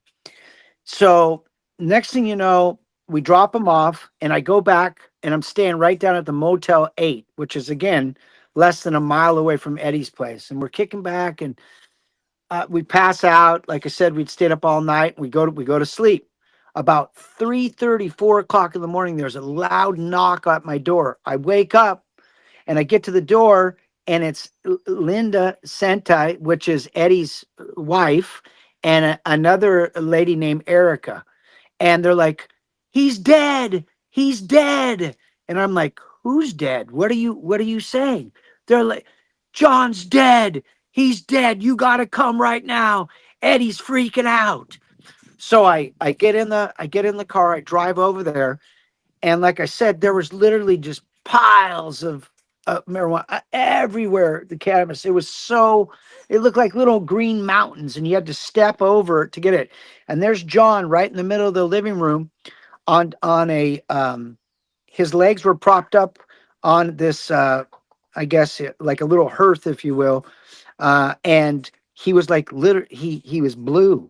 He was like Papa Smurf. He was so blue. He died in his sleep. And I'm like, yo, you guys are some uncouth, you know what? We need to cover him because it just wasn't very respectful. So I went over and I put something over my friend's face because I didn't want, out of respect. And then I go, where's Eddie? And they're like, he's in the room. And I go in the room, and Eddie's doing circles, going, oh my God, what do I do? I don't know what to do. And I'm like, what? You got to call the police right now, Eddie. You cannot. There's a he's dead. You have to call the police. They're going to think you had something to do with this. And he's like, I just don't know. I don't know. And he's like, he's crying and everything. And, and I'm like, listen, we got to call the police. You got to call them now. So they call down. That next thing you know, you hear the ambulance. You look down the side of the road. Eddie had a long driveway coming up to his property. See the ambulance coming in, and the ambulance comes up into the driveway, and the two MTNs come in to the front of the house, and they're looking, and all, like I said, all you see is cannabis everywhere, just piles and piles of cannabis. And I'm like, I'm looking from the side of one of these rooms that had a glass window, and I was kind of freaked out because I'm like, man, everyone's going to get arrested, like a whole bunch of cannabis. Like I said, I'm from Washington State at the time. I don't know what the hell, this is insane what's going on. And so the next thing you know, they come in and they're like, one body, one deceased. And they go and they try to, revive for a second. And then they go back out, they grab the gurney, they come over, they jump over the cannabis, they pull the gurney over the cannabis, and then they load up John on the body, on his body on the gurney. Then they pick up, and then they're going over the cannabis. And I'm like, oh my God, man, me and my friend are like, we're watching my other friend get hauled off into the ambulance. He's dead. And then the next thing you know, they're like, okay, we're going to leave. And as they're leaving and going out, taking off, in comes this one single a sheriff car. It comes up. There's only one person in the car. It's his name, Mitchell, last name Mitchell. He was the sheriff of Lake County at the time. And so Eddie comes out of the house. He's still in his robe because Eddie always wore robes all the time. It's like they didn't wear a lot of clothes up there. It was like live, love, and happy, man, woman, whatever it was. They loved them all type of thing. So it was quite a different extravaganza, if you will, of excitement at that house. And the next thing you know, he comes out, and Sheriff Mitchell's like patting him on the back, going, Eddie, we can, I've already been talking to the ambulance ENT there. It appears, he died of, some type of cause. We're not sure. We'll have to do an autopsy, but how's everything going, Eddie? I know we've had our indifferences over the years, but, I'm just really happy in your garden. Looks like you had a great garden this year. And he's like, you know what? Congratulations. Congratulations on a great garden. Everything's great. There's no problem with us. Just keep on doing what you do. Do it for the people. Do it for everyone. And me and my friend are looking at each other and we're like, bro, did we just see what we just saw? there's this dead body of our friend, and the sheriff's like, this is the greatest thing ever. You do whatever you need to do. And I swear to God, after that, I looked at Eddie and I was like, this is really how it goes down. He goes, yeah. And he always used to call all of us, yeah, baby boy, everything's great. This is what I've been telling you. This is exactly what we got to be doing. This is why you got to move down here. I got in the car, drove all the way home. And at that time, I owned 5 houses in Washington. And I went back. I convinced my wife at the time, and we had a little daughter, and I had 2 teenagers as well. I said, okay, guys, that's it. We sold everything. And I drove back 3 months later, and I moved into California in 2004. And that's how this whole thing started, because I was like, damn, you mean we could have dead bodies and they don't even care? They just want you to grow cannabis. So, and that's how I ended up, and that's how I met Dallas.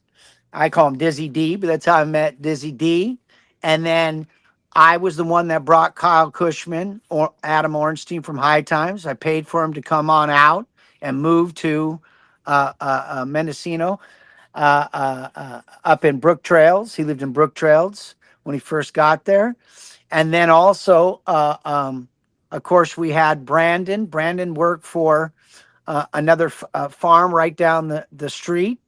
And then you had Shiloh. So it was super interesting how all of us ended up, in our own little world, in our own time, how we went about, doing a lot of different breeding and everything.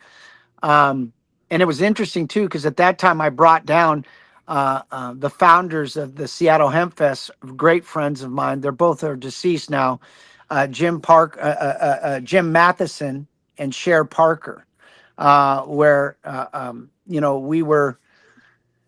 That event was just awesome. But to think of everything that really started from there, and that's where I guess where we started this kind of interview today, was that's where the grape came from, and Hey, a pause, lot of strains, pause for a second. a lot of yeah. Before we get into that, which I totally want to do it, I'm wondering, I think many people in California probably know who Eddie was, but if we should give like a little background. And All right, hold on. you just Are turned you your phone. ready? You just turned your phone, so now you're sideways. Can you see? Yeah. That's Eddie. And then that's also Eddie. And that is Eddie and his wife, Linda. And so, Yep. a little background on Eddie.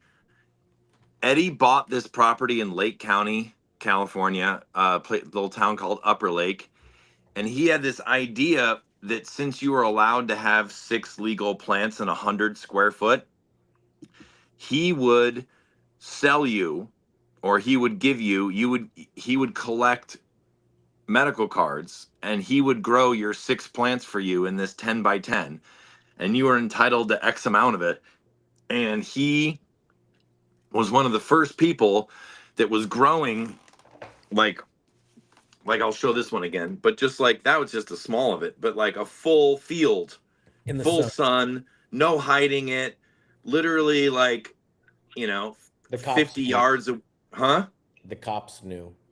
Yeah, I mean, but I That just mean like no hiding it, none of that. And because he was one of the first people doing that, his place sort of became like a mecca for, like Jack Herrera went there. All kinds of people started meeting there because it seemed like it was the brave new world. He was a Vietnam veteran.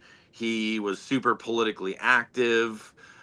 As Brent said, he was a little bit free love and kooky. Um, yeah, that's where I met. I think when Shiloh first moved to town, Rhett, I was like one of the first 3 or 4 people he met. Um, and I know all those dudes. The one I know the least because he was way younger is Brandon. But I got to know him a little bit later. But like all those guys got their start there. And he really pushed Like, it sucks because he eventually ended up going to jail federally for like over 10 years. And when he got out, the size garden that he went to prison for was like, not, I want to say common in California, but there was a lot of big companies doing Eddie and larger size grows. But he was the biggest, most in your face, most um, like cutting edge of taking the risk of anyone, Yeah. especially for that era, you know? I want to say something about that. Yeah, Huh? yeah. Go Go ahead, for it, Gabby, and Gabby. then I've got some to You add to know, that. you guys, here's why I love this podcast and talking to you guys, because it allows me to grow and think about things for a minute. And right now, live on this podcast, I kind of changed my opinion of Eddie a lot by what Brett said and what you said. Because to be honest with you, I never really liked the guy. You know, Yeah, like he rubbed me the wrong way. I thought he was a bit of a yeah. show. Okay. I thought he was a bit of a showboat. You know, I thought his kookiness bordered on a little bit of like possible creepiness. You know, like the whole what like Hugh Hefner walking around in a Well, robe, like I mean, with you Gabby, you're just not like wrong. okay. Okay. But wait, let me He, just say No, this, and I'll that's finish it fair. really fast. huh?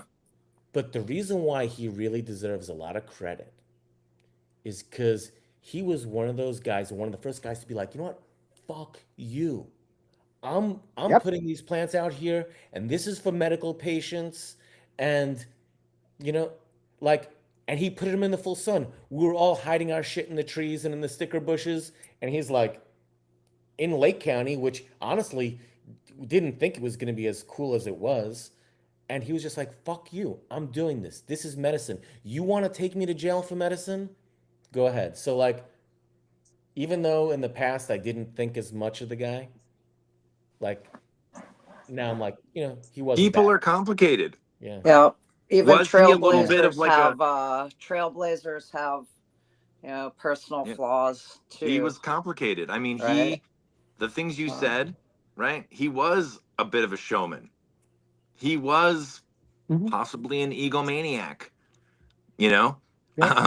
He did walk around a little bit in a Hugh Hefner robe and have sort of like that, like that whole thing. I mean, I actually, I don't know if Brent remembers this, but do you remember when he decided to expand and he was going to do the 7 acres across the 20? So, well, it was actually 23, and so I was his business partner. I'm the Okay. reason why the 23. I'm the reason why everything was planted, since I planted everything myself with 11 other people by hand in 2 days.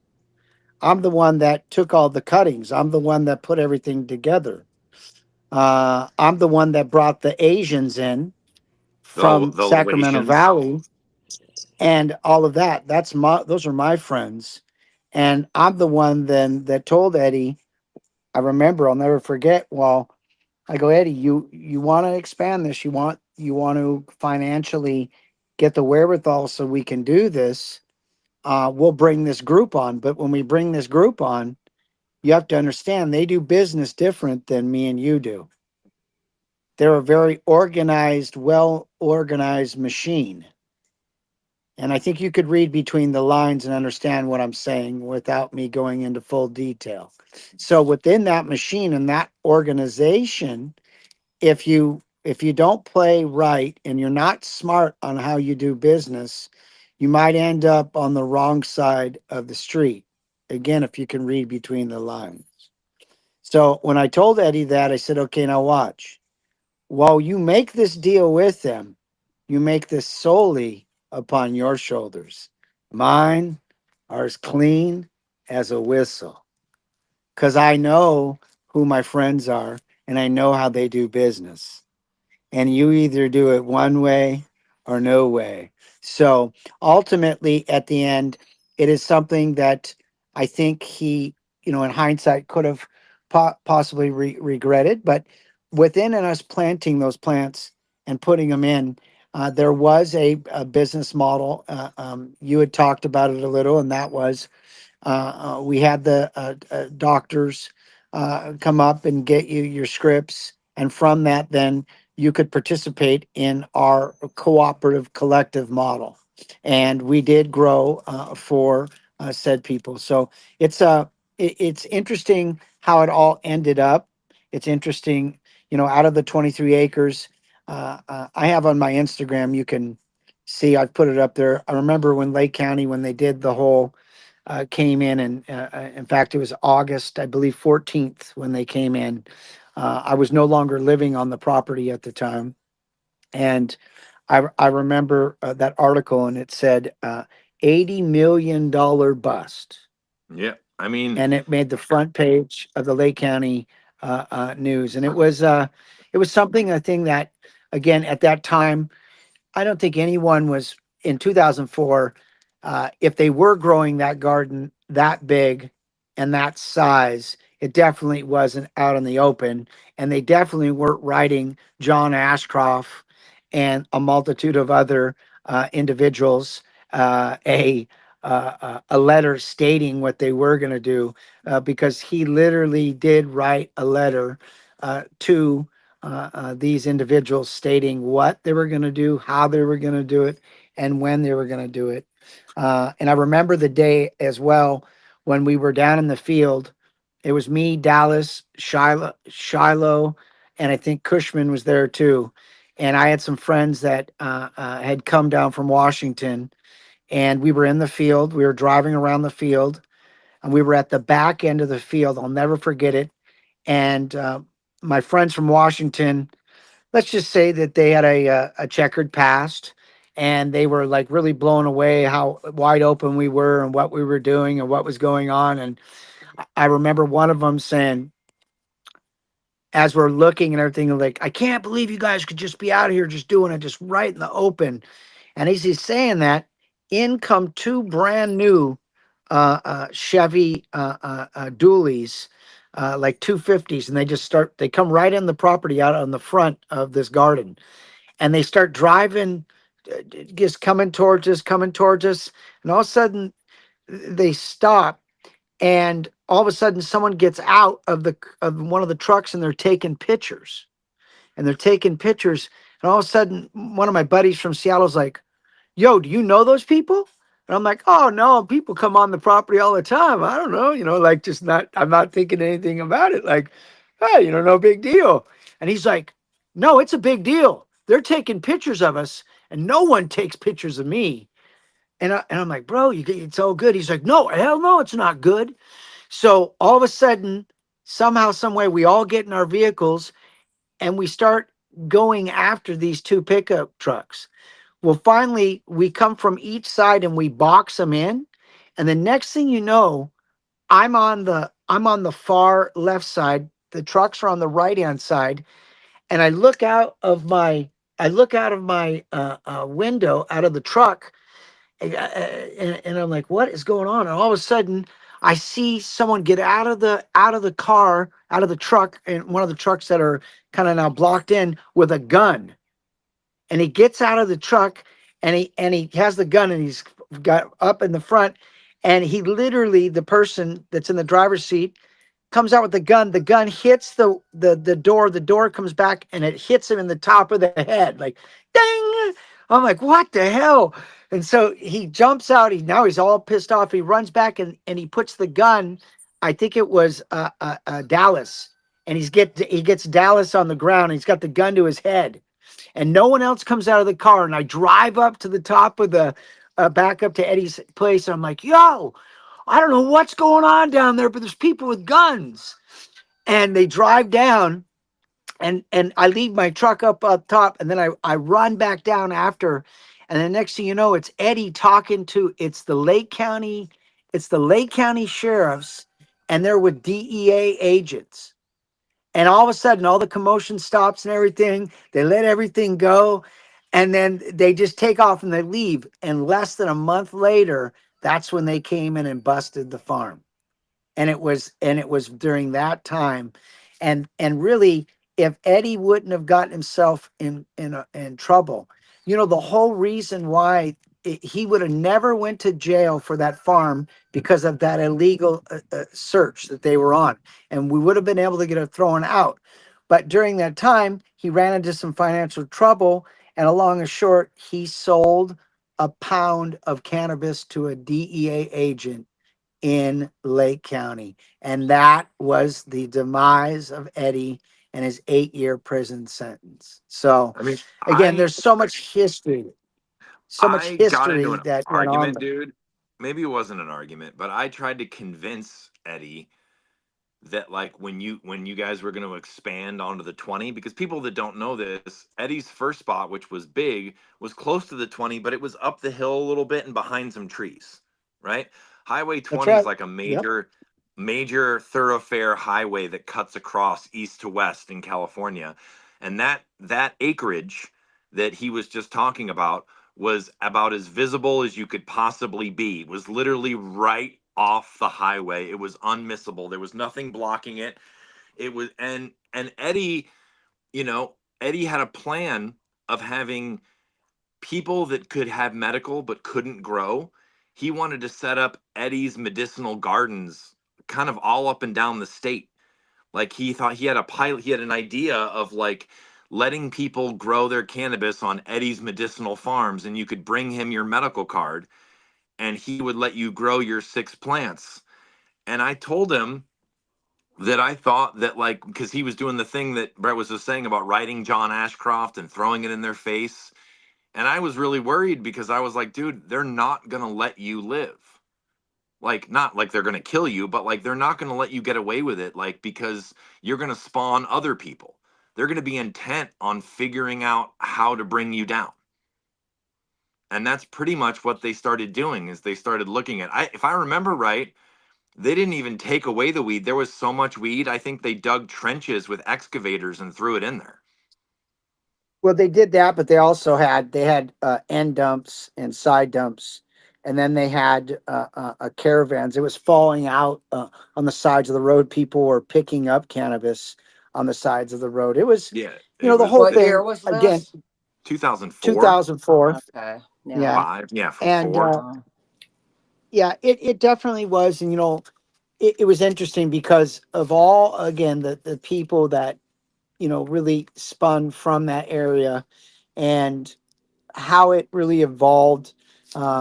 It was after that then I ended up moving up into Willits, and that's where I ended up living in Willits, and then also down You in lived in Ukiah. Brookshills, didn't you? Uh, no, that was Cushman and Dally lived in Brook Trails. Brookshills. I had 65 acres on the backside of the Buddhist temple on Tomkai, off Mm-hmm.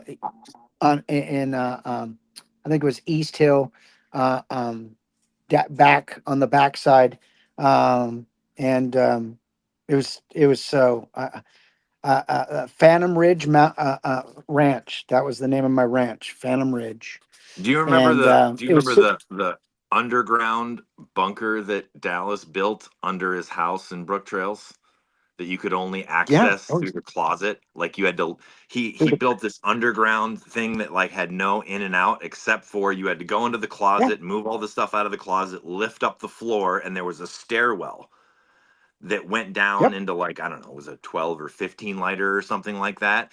But he built it and then he cemented it in, and Yeah. then the only way you could get in and out, and then when he had a kill switch underneath his sink, so like if he got raided he could run up and flick the switch and it would kill all power to the underground. I knew It was kind Yeah, of a he somebody wild was. time.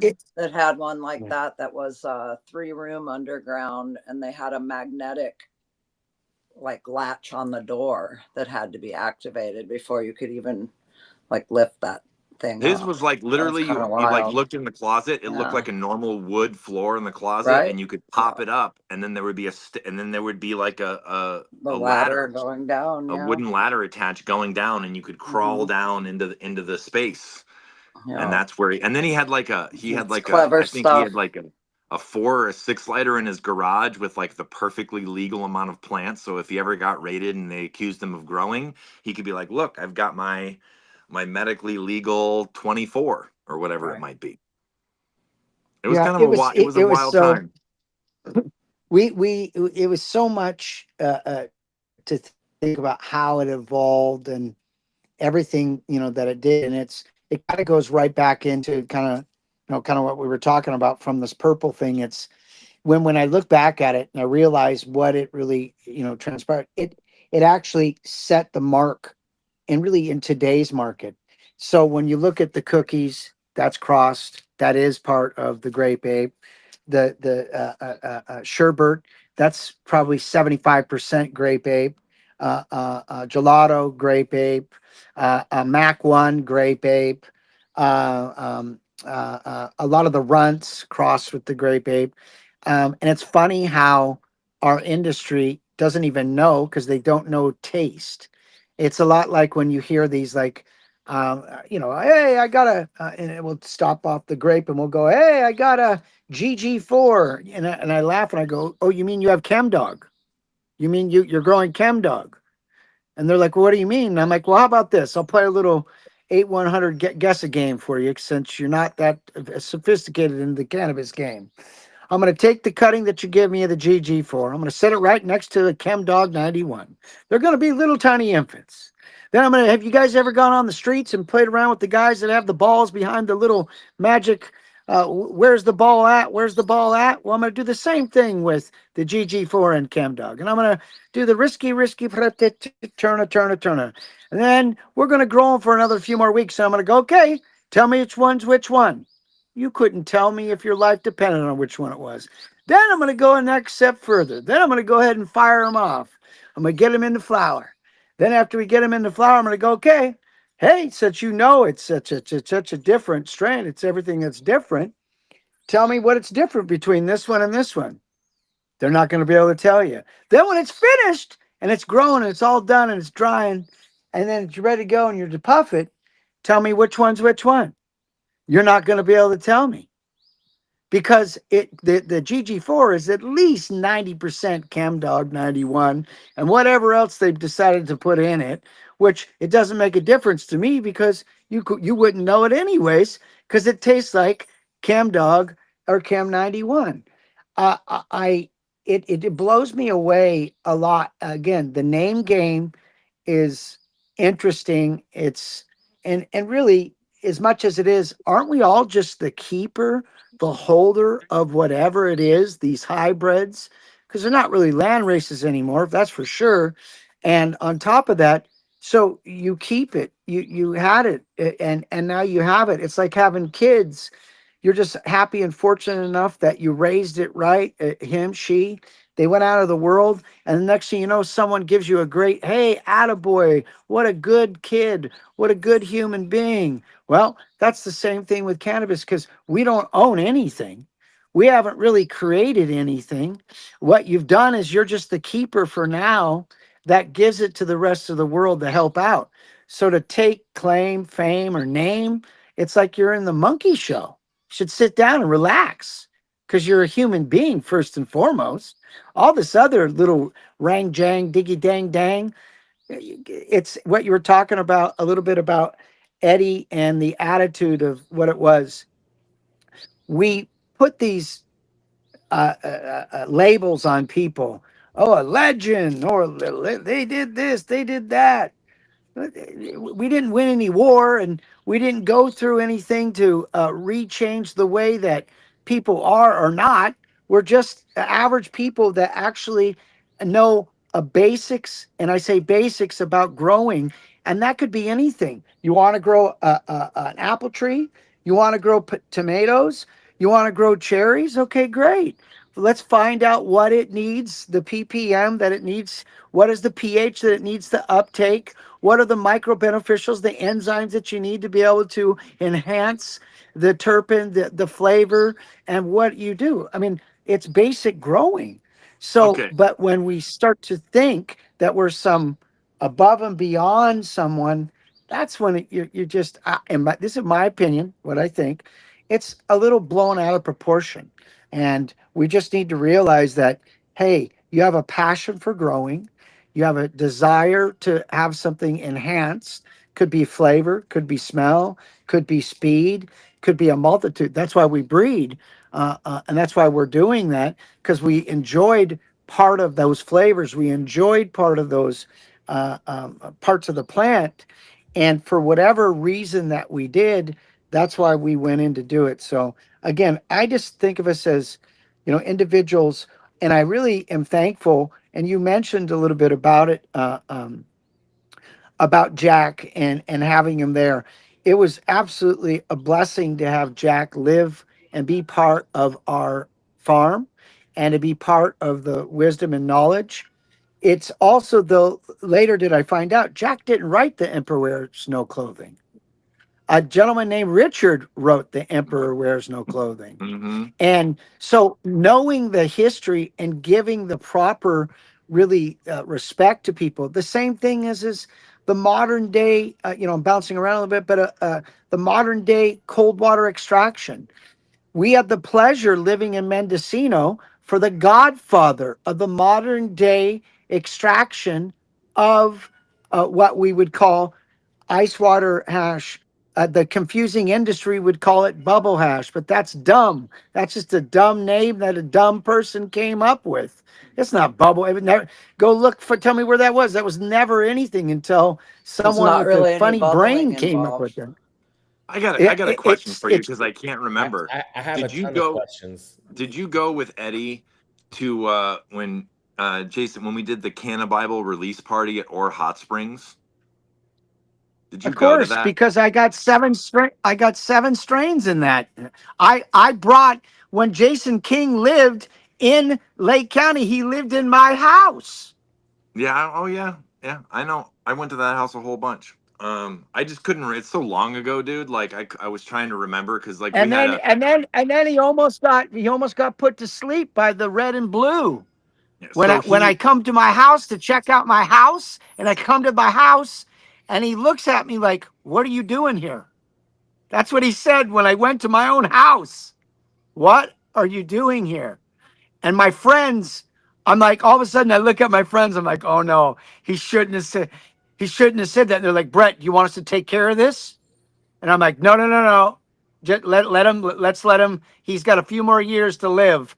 Let's not end him right here in my doorway. Uh it's just people that don't understand who we really are and what we really come from. You got to understand, I am part of multifaceted universal groups on every level of life. You And were my letting him take life is, pictures of your plants, though, huh? yeah, Yeah. he I mean, there was a We wild. wouldn't It let was a him was, do that. wild. It was Wild West. One thing Yeah. I should say real quick because I was thinking about it is like the era that he's talking about when Gabby and I opened the shop or whatever. It was like there was so many people from across America that were starting to come because that whole like Humboldt, Mendo Lake, it was sort of like a mecca of like come here and learn, right? The And so green rush. there was all kinds of characters and in early Hmm. cannabis, or at least early like medical cannabis, the kind of people that were attracted to it were a little bit outlawish, a little bit kooky, maybe some mental Hmm. instability here and there, like risk taking, and we were Right. all learning off each other. Like, Right. when we met him, a lot of people coming into the shop, it was like you're exchanging grow knowledge that maybe other people didn't have. The Right. internet was still fairly new. Like there wasn't this exchange of information going on. It was like Right. people were coming in and people were meeting, and there was a lot of kooky different people from different walks of life, you know? Hmm. And it all seemed so new as well, it, and so you it's could meet. interesting. It was interesting to, and that's a great point, and that's maybe kind of a segue to the gentleman that I met up at Spy Rock. And when I met him up at Spy Rock, it literally, um, it kind of changed a lot of things for me, because a lot of the people that I guess in some ways we're putting on this pedestal of that, as they might say, oh, the legend or this or that or whatever, and to go meet him and know that he just lived right down the street from me. and to go meet him. I met him because I took a full video crew to Barcelona, Spain, in the 2005 Spanibus, where only 500 people were at the event. 500 people were at the event.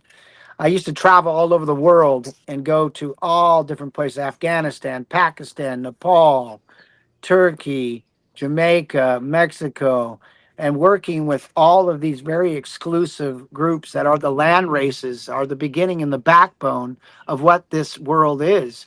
Too many people talk about what they think it is. I was there with the people that made it what it is. And that's what you need to do. Talking about it sometimes is great, but actually going there, getting off, going with live guns, with cannons and tanks, and walking around in the middle of life dangerous, life threatening situations, which I did do in order to be who I am. I That's don't know that I would important. So recommend to while most I'm in people there, going to Pakistan or oh, I Afghanistan. think it's awesome. I think it's the I know greatest you thing do, but I'm ever. just I might And saying. live and vicariously through you on some of these things. yes, that's what I like. I like. So then what ends up happening is I go up to after meeting this guy in the Spanibus. I'm there and I'm like, man, I got to go meet this guy. And what it was is this person was just bagging. He was bagging Aryan from the greenhouse. He was bagging Mark, Bubble Man. He was bagging Mila, the pollinator, not the hash queen, but the pollinator, and just going off and going off and going off. And I'm like, oh, and then banging on a Ben Jonkers from Sensi Seed, going, they're all fake. They're all a bunch of liars. They're cheats and thieves. And I'm like, bro, what do you mean? These are the greatest people ever. I've been going to the Netherlands since 1997. All these people are like the heroes of the world. They're doing it. They're like, he's like, dude, they're all thieves. They all cheat. They all lie. They didn't do nothing. And I'm like, okay, wait a minute. What do you tell me what it is? And he goes, you don't know Reinhard Dell? And I'm like, no. Well, who the hell's that? He goes, I go, who is he? He goes, he's the inventor. He has the patent for the cold water extraction methodology and apparatus. I'm like, no, no one has a patent for that. He goes, yeah, he actually does have a patent for it, and he's the inventor of it. He changed the world that we know of worldwide in the whole game. And I'm like, dude, come on, you're talking way too much. I go, okay, if this is the real, just like I do when I go and I have to go to the place. I can't just hear stories. I got to be there. I got to touch it. It's got to be real to me. So I'm like, where does he live?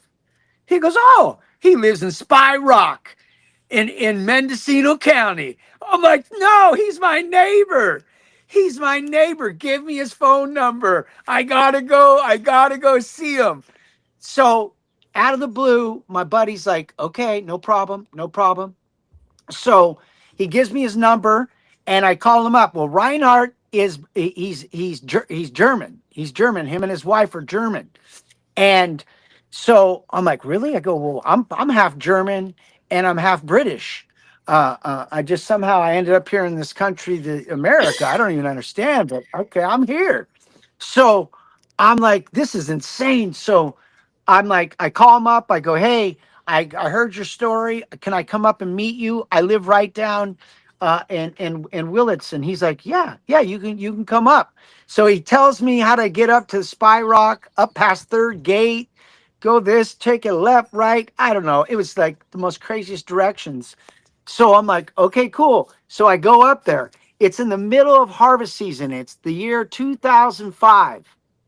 I drive up there and I get up to the where I think I'm supposed to go. I turn into this driveway.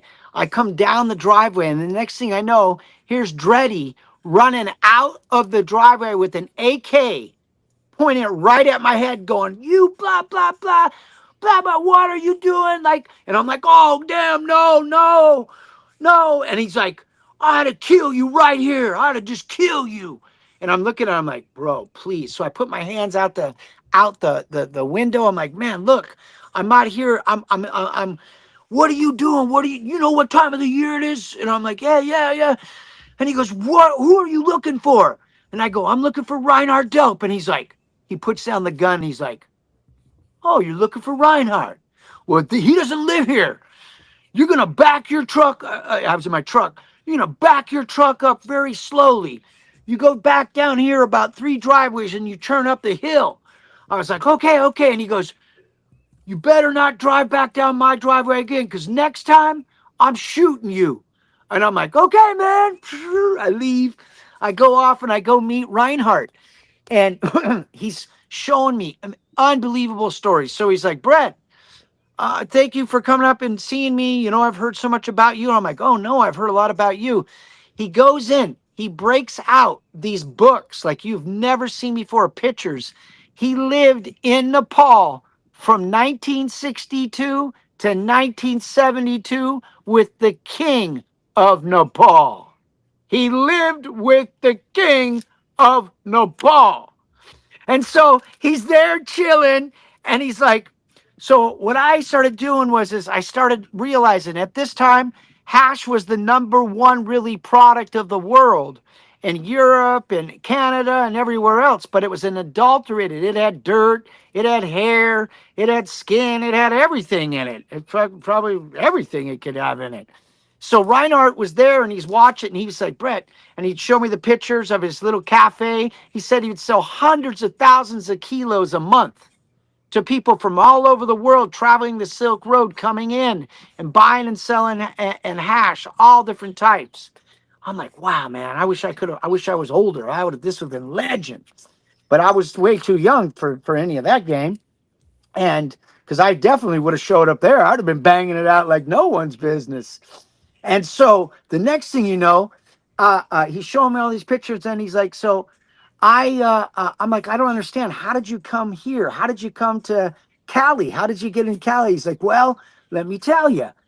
And by the way, the story I'm about to tell you is taught at the university in Nepal. So while he's there, the year was 72, and he says he's in the courtyard and he sees the king over there talking to some white guys in suits. And never would there be white guys in suits. There's that wouldn't just be it. But he felt it, kind of strange and odd. So they're all talking, doing their thing, and they leave. And so he goes up, he goes, King, who were those people? He goes, oh, that was the CIA. What? Yeah, the CIA. What were they doing? Well, at the time, they wanted cannabis to be illegal in the United States. And so on around the world. So they basically paid the king 40 million US dollars at the time, which is a lot of money, to make cannabis illegal. Prior to that, Nepal was one of the largest, if not the largest, producers of not only hash, but also cannabis itself. In fact, you can go and pray to the god of Shiva, which has been there for thousands of years at the temple in Nepal, which still is there today. You can go there and pray to the god of Shiva. So they didn't Same have in Thailand. Jesus. Yeah. Yeah, exactly. Well, there it's the squirrel tail. That is the sativa strain that they use to make, of course, the Thai stick. So, and it's a sativa strain or the bot. So the reality of it is that then once he did that, he was like, yo, I can't be here anymore. The CIA's here. So what does he do? He has some friends that are living out in Mendocino, and they go, you need to come up here. It's a really kind of a great area, and I think you would do really well. So he comes out there, and him and his wife end up having 2 kids, a daughter and a son. His name's Felix, and I can't remember the daughter's name. She lives down in LA now. She works in the Hollywood industry. So long and short, he is the inventor of Cali Orange Bud and Blackberry, and sold the first feminized seeds to Dutch Passion in 1979. While that time was rocking and everything else was rocking, he goes in and then develops, and it was called the TR2000 extractor. And he also was the first automated light depth grow automated systems that you can buy. And it was unbelievable the information. The reason I kind of bring all this up is because he is such an influential part of the modern day cannabis industry that people don't give credit to. So while that was going on, I was starting to do one of my very first public deals with Cannabis Science. I ended up owning 1/3 of Cannabis Science, a publicly traded deal. And I got that through Dr. Bob Melleby, which happens to be the university dean. No longer, he has passed away. At the University of Colorado State, he developed the endocannabinoid department for the whole college. Wow. And it was the first of its kind in the United States of America. What year During was that that? time, he would have been in there from 2008 So until this is much later. 2012. Okay. And so, but the interesting part about it is that during that time I was negotiating a deal for the publicly traded deal, and I knew that any information or research that we were going to put together, it needed to be made into a public forum. Well, that's where I found what I'd like to say is the smoking gun, and it was Dr. David Todd. He happened to be the key researcher for a company called GW Pharmaceutical. Yep. And GW Pharmaceutical, when he was doing his thesis at King's Lynn University in England, he wrote his thesis on what? Cold water extraction. Oh, yeah. But not one time did he ever reference Reinhardt. He referenced Bubble Man, Mark. He referenced Mila, and he referenced Skunk One, which is David Watson. But ironically enough, Reinhardt, while telling me the story, he mentioned that in 1998 he went to Amsterdam after refining his patent and the technology. He debuted the cold water extraction TR2000 in front of the Cannabis Cup in 1998, and he did it as free will to give people the most purest, cleanest hash they've ever tasted and had in their life. He stood on top of the stage, but of course, in that audience were some key components to the modern day misillusion of the industry. And in the audience, of course, was a company just starting out called GW Pharmaceutical. And there was a doctor named Dr. Guy, the G in GW Pharmaceutical. Next to him were two other very interesting caricatures. One's no longer with us. That gentleman was named David Watson, the creator of Skunk Number One. The other one next to him was another gentleman named Robert Condolee Clark. And at the time, he was getting to write the Botany of Hashish and a book that hadn't yet come out yet. So while all those people were in the audience, there was another young lady in her 40s. Her name was Mila Jensen. She was known as the pollinator. The pollinator. The pollinator. 1 second, bro. Like, as you've gotten warmed up, like I would call it a fire hose of information, where it's just coming out at such a rapid fire pace. Hey. I mean, it's fascinating. Don't get me wrong. I'm just saying that, like as you've gotten I'm the modern up, day encyclopedia of the cannabis industry. There's nobody that has the information that I have, because I sat there with has them. A connection to Athens too. Dude, I just made this comment. I have to read this. It's not often we get someone who has more to say than Notso. Well, I mean, it's like bro. Like I had like questions and comments for things that you said like 30 minutes ago. Right. But like I didn't want to stop your flow, because you're flowing, bro. Yeah. So it's important. So out of that, when Reinhardt makes that and he's off. Basically and he makes that, I'll stop here. I'll land it on this one, and then we can, if you want to. I love you, buddy. So he makes this to the general public. He does it, as he told me, he goes, Brett, again, like I had talked earlier today about, we don't own anything. We are the givers of information, the teachers of the righteousness of mankind. We love, cherish, and hold the information and spread it with free will. And that's Reinhardt from the beginning to end. He was the most loving, caring man in my circle. That he was unbelievable. So while spreading this information, he tells everyone, "I give this for free will to the world. But if you're going to take this and profit from this, you will have to sign a deal, a licensing deal with me to use my technology." He comes off the stage. The first person that hits him is Dr. Guy.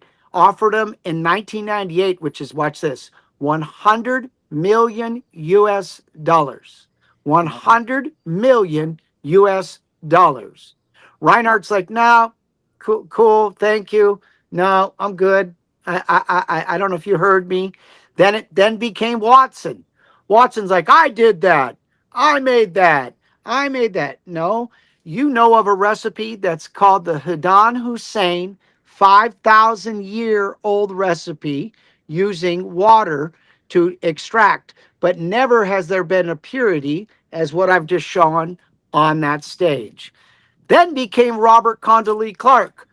Man, your information is going to destroy my book. It's not going to make my book's not going to be, well, because a lot of it's a little misleading information. It's not really, it's kind of more cited to you acting like you've done this, but you really haven't. Then became the most interesting meeting, and that meeting ended up being with Mila Jensen and a younger gentleman named Mark Hansen. In that meeting, Reinhardt, which we have the signed document. We have the signed document where Reinhardt says, okay, here, I will let you take this patent and you can go ahead and you can come out with your own product or what you want. Simultaneously, Mark took that idea, went back to Canada, and got a deal through a few investors that hence became the bubble bag. And then Mila went on. She got hired the following year because what? In the Netherlands, what is tolerated and decriminalized? The sale and insurance of cannabis products. So what the Dutch needed to do, they needed to understand, and there was a new product after the 1998 Cannabis Cup. It was called Nader Hash. Go figure. Ice water hash. They hired Mila as the inventor so they could now introduce a tax in the Netherlands on Nader hash. And then that's when I came in. I found the smoking gun. And in 2009, we went up to Canada, Fresh Headies and Mountain Crystal, and we won the first ever lawsuit against Bubble Man for $1 million for stealing and infringing on the patent that he claimed that he did. We were about ready to go after Frenchie. We were about ready to go after Nicotine, and we were about ready to go after Mila, and Reinhardt passed away in 2017. Right after that, then you saw all the industrial machines that now you see today that make the water hash. But one little last tidbit. There's one piece of the patent that currently nobody ever used, and I'm getting ready to repatent that technology. And it's almost approved. And when it does, I'll be able to now, and all in the love and respect for Reinhardt, because all the proceeds go back to his family in what they deserve, because they live up on Spy Rock now in a little bit of disarray. So, okay, there's Motor Mouth. Motor Mouth is done. And there you go. And I'll be quiet. I doubt it. You weren't motor I'm mouth. you guys, I mean, I we just had you on. I'm gonna mute Notso Dog because I want to say something first. No, I'm kidding. I didn't mute you. Um, so you said something that I can relate with, and you were talking about legends versus guardians. And Noel was on the show. He's the guy that um, brought up the 56-day headband, and he called himself a guardian of the plant. And I was like, yeah, that's what we are, And I had never actually thought of it No, that way. no, and no. Watch this. So, no, are you ready? Yeah. So Noel, before any growing, before anything of that, before nature's nectar, any of that, right? Watch this. He was a student out in Connecticut and traveling around with the Grateful Dead and finding friends. He met Chemdog, wonderful. But how it really came about, he used to hang out with the good friends. We were both really good friends. In fact, Noel came out to Jamaica because I helped write the Dangerous Drug Act in Jamaica. But who was our mutual friend? His name was Mike Keisha. Mike Keisha was the manager for Toots and the Mitals from the beginning and end. Over 25 years, I toured with them and the Rolling Stones, a worldwide. Jah Rastafari! You got to be there to be it. So Noah wasn't doing nothing in the game. Nothing. And then he decided that he wanted to play in the game and get the fame.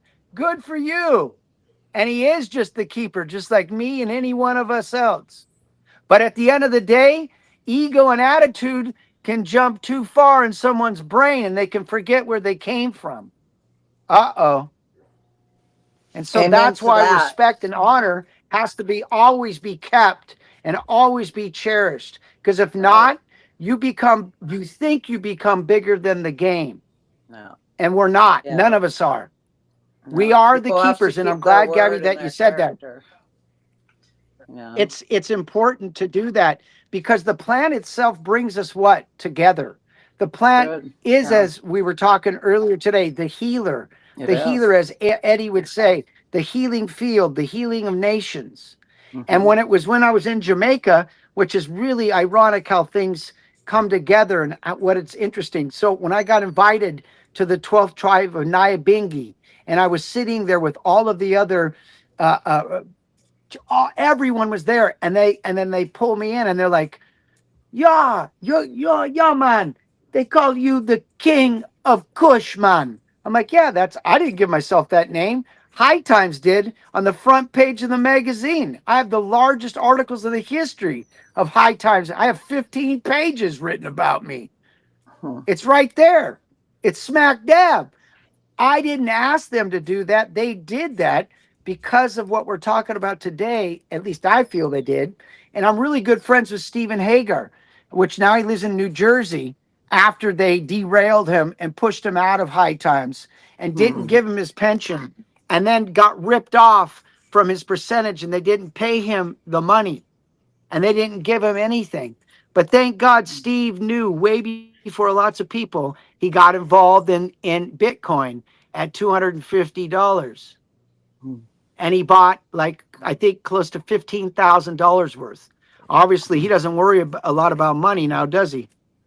So everything always works out in the end. One thing I got to interject.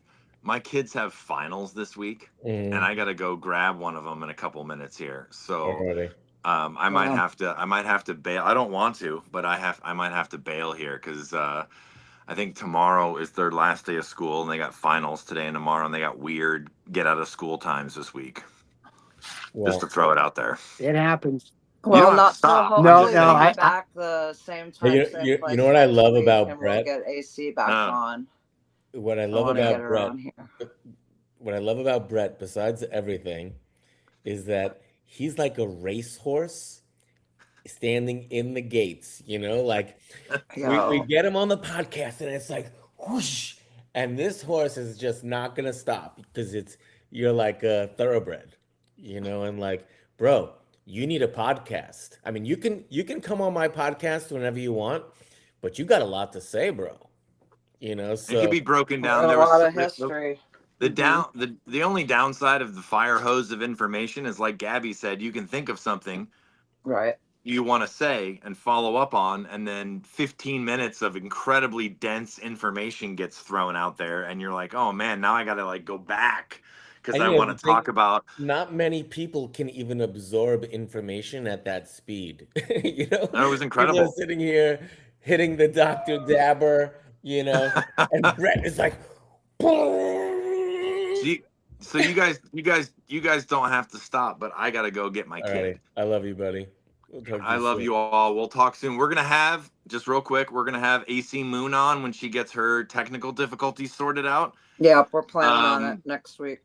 We're also gonna have and Phoebe back. we're gonna get Phoebe back on, and we'll probably Yeah, have let's Brett get her back on here. on. We'll have a girls' All day these different things, but so we have some good stuff on the coming. women of But weed. I love you all. I will see you all soon. See you, buddy. Blessings. Yep. He's not. So, So, what I wanted to say to you, Brett, is that recently, okay, only recently, I have been called the legend by a few people. And I'm always like, don't do that. I don't like being called the legend. And here's why. The first reason why, and I only realized it just today, like maybe I don't like being called a legend because to be a legend, you automatically have to be old, right? You can't be young and be a legend, right? For the most part, right? You have to be old. The second thing is a lot of times legends are just stories that aren't real. And sometimes people think that someone's a legend and they can be a legendary piece of shit, you know? And, Ah, so I just want to be a good person that does good things. And I want people to judge me on like what's real, not the stories of legends. So when you said was saying that, I was uh I was feeling you. You know, I want to be a guardian, not a well, legend. there's something about legacy versus legend, and there is those kind of comments, but that like not all legacy and not all legends are false.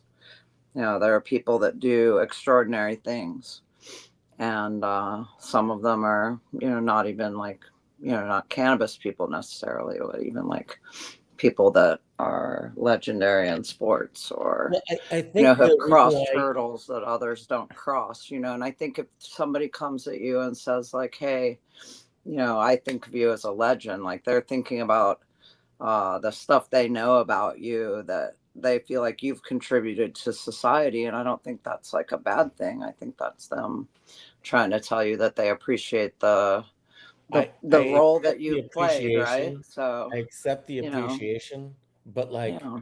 what they're always talking about is me driving across country with the Chem 91. And what I tell them is that I'm proud of so many more things than I am of that. And if that's my legacy, if that's what makes me a legend, then I just feel like I'm kind of lame. Now, when people say, "Hey, I listen to the Craft Growers Network and I love it," then I'm Hmm. super proud of that.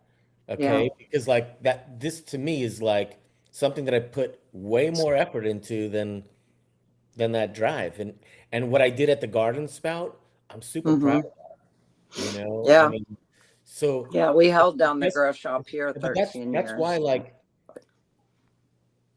when you're a legend, it's just like, or when people say you're a legend and they don't even know who you are, right? They don't even know the things that you're actually proud of, Hmm. then it just doesn't feel good. Hmm. You know, it's like you think I'm a legend because I drove across country with a clone. Like, what is that? I mean, so I don't know. I feel I like was it the opens guardian up of the the clone on that trip opportunity for, across the country. You know what I wanted yeah. to ask you, Brett? Well, first of all, I wanted to say yeah. um, I disagree with you that the GG4 and the Chem 91 are the same plant. Uh-oh. Um, if these plants were No, grown it's side not by that they're it. If you grew them side by side, I promise you, you would see the exact same structure, the exact same bud structure. And in fact, when you're done, when I handed you a nug of one or the other, you would not be able to differentiate the two. You would so taste the I, chem is so I say so better prominent. because I don't like the GG4. I don't like to me it's odd because I like most gas terps and That's earthy. I like I it. don't like the terps on the GG4 as much as the Chem 91. Um, but Mm. what I wanted to ask you was, where did you get the Chem 91 from? Because you I didn't get got it I from, got the chem. I got the chem and the chem D and the sour diesel from a crew up right by Covelo. They were originally from New York. They were a young, it's someone younger, right? And they had given me all three of those. Um, I got the Chem D, the Chem 91, and then the sour diesel. And then about a year or so later, out in Abalone, out on the water, Mhm. out on by And Fort Bragg, yeah. I got the OG Kush, and that strain crossed with the strain I got from Neville from Amsterdam, the Super Silver. That's what we won the 2007 Cannabis Cup with. Was what I call, I named it after my daughter Kaya. I named it Kaya Kush, and that won the 2007 Cannabis Cup in the Netherlands. It was, and then that's an interesting story because then I went down. There's a huge grow store down in L.A. I think. I can't remember that, but I mean, it's probably one of the biggest grow stores in the country, down out of LA. And I was doing a lot of consulting. I went in and met the owner of it. Bad, I can't remember his name because super cool guy. Anyways, met him and he's like, why do you call yourself the King of Kush? And I started laughing. I go, dude, only a freak would give themselves a name like that. Why would I give that's like an ego tripping monkey. I'm not going to do that. I would never do that. I go, I didn't give myself that name. High Times put it on the front cover of the magazine. What are you talking about? And he's like, oh, okay, well, but you're really not the King of Kush. I'm like, okay, well, then who is? And he goes, well, it's a guy named Josh D. And I'm like, oh, okay. What's the story with Josh? So I go down and I have a nice little dinner with Josh, and I'm sitting down with him. He's explaining how he got the OG Kush out of a bag of seeds from Florida, and he busted out and up. And then he's like, I was rocking it, and then I was selling it. I was taking over the market down in LA, and then I became friends with one of the guys from Cypress Hill, and I gave it to Cypress Hill. And then that's when Cypress Hill really kind of did a hiatus. They weren't really making music that much, Simdog and Be Real and all the crew. So they went into growing a bunch of weed. That's what they did. They were growing. They had a guy that was growing the weed. They'd set it up, finance it, and they'd grow the smoke.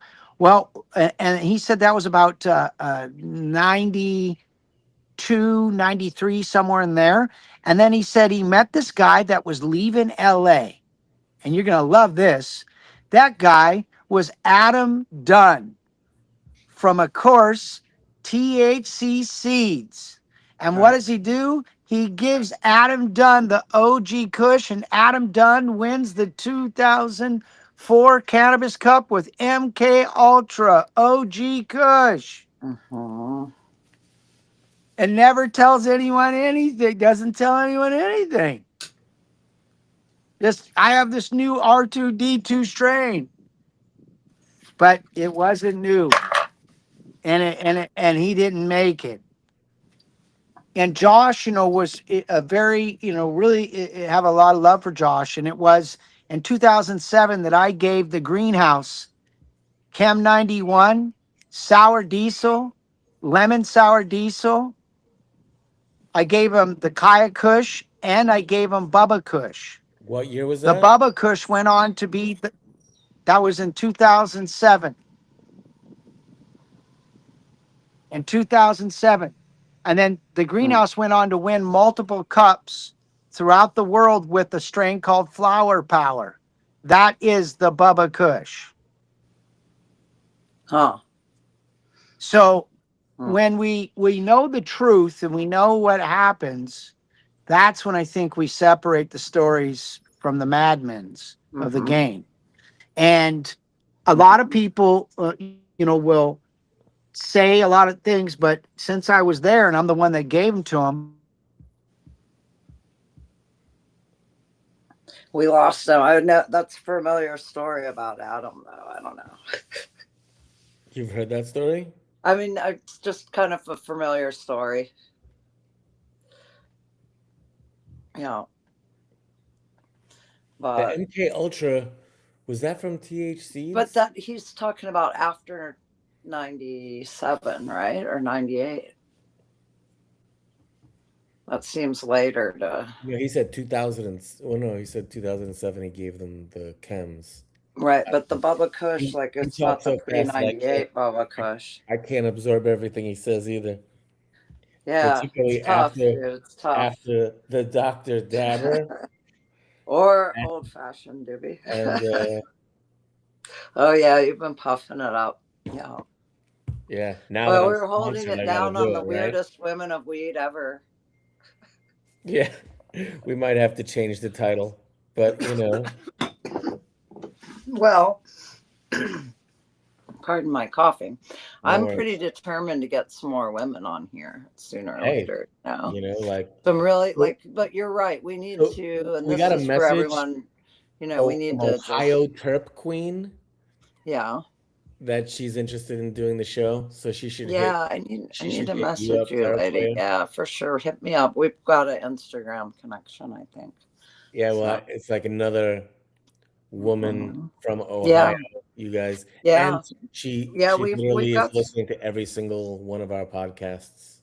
Yeah, I So mean, there's ties even with what he's saying to Ohio. With some of the eras of time that he was mentioning and people that were in rooms.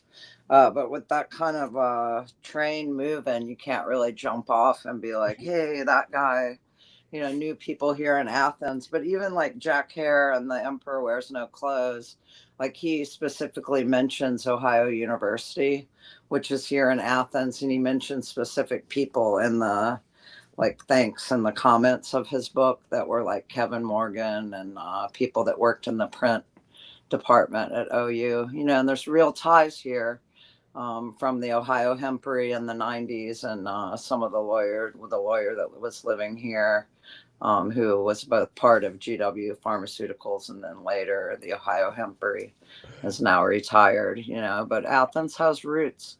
I just thought of So something it's funny. cool. What? So on most podcasts, Yeah. like sometimes people will listen to it at like 1.25 speed or 1.5 speed Oh so that my they God. can like listen to it faster. On this one, Right. they gotta like slow it down a little Yeah, bit, they're not going to be able to listen like, to it faster. instead That's true. he talks all day. Yeah, so Someone was we need asking to about just, we're Luna learning about all protocol day. because Women of Weed is a new show. So we're just going to have to go night before or day before with our guests and try to work out what their internet situation is and make sure that we can get them tuned in when everybody's wanting to hang out. So I know I was messaging with AC Moon quite a bit in the first part of the show, and she was having like a big technical difficulty game, not just with us, but so I'm wishing her like all the best solutions for her mechanical alignment, and hopefully next week we'll get her back. But I think in the future we'll make sure that What we we get need to them do is we need to going. do a test recording the day That's before. what, yeah, the day Just before. That's what I'm thinking. you So, know, we got mhm. this podcast is not only low budget, but I mean, It's all love. That's all. That's what we've got, you guys. So yeah, I we're mean, doing our best. But hopefully, also, like if I we would get some listen in on. income from sponsors, Yeah, okay, then we can hire a producer. yeah, somebody that Louis can do that Armstrong stuff. helps. I mean, Yeah, it's really hard because I don't have a lot of time to, right. Yeah, now work with you're the guests doing outside the more shows. I've just stuff been, with the kids, huh? In the yeah, summer. so, but Hmm. I'm super grateful for everyone. There's 110 people that are, Yeah, I am too. I'm grateful for all the friends we made here, and yeah, and I'm looking forward to people sending us more cool women to have on the show. yeah. And Hmm. I want to tell you how much I appreciate you, Sarakoya, for doing the show with me. Yeah, dude. Thank you. Thanks for hosting us. More good things to come from Sarakoya and the Women of Weed. Yeah, we're doing Thank, it. thank you, everybody, for All joining us. right. We're gonna Yeah, maybe cut it we'll off see here. the Grape Ape guy again Oh yeah, sometime when he has cool. better internet. You can get him on the your weed stories. Yeah. So obviously don't leave, Sarakoya.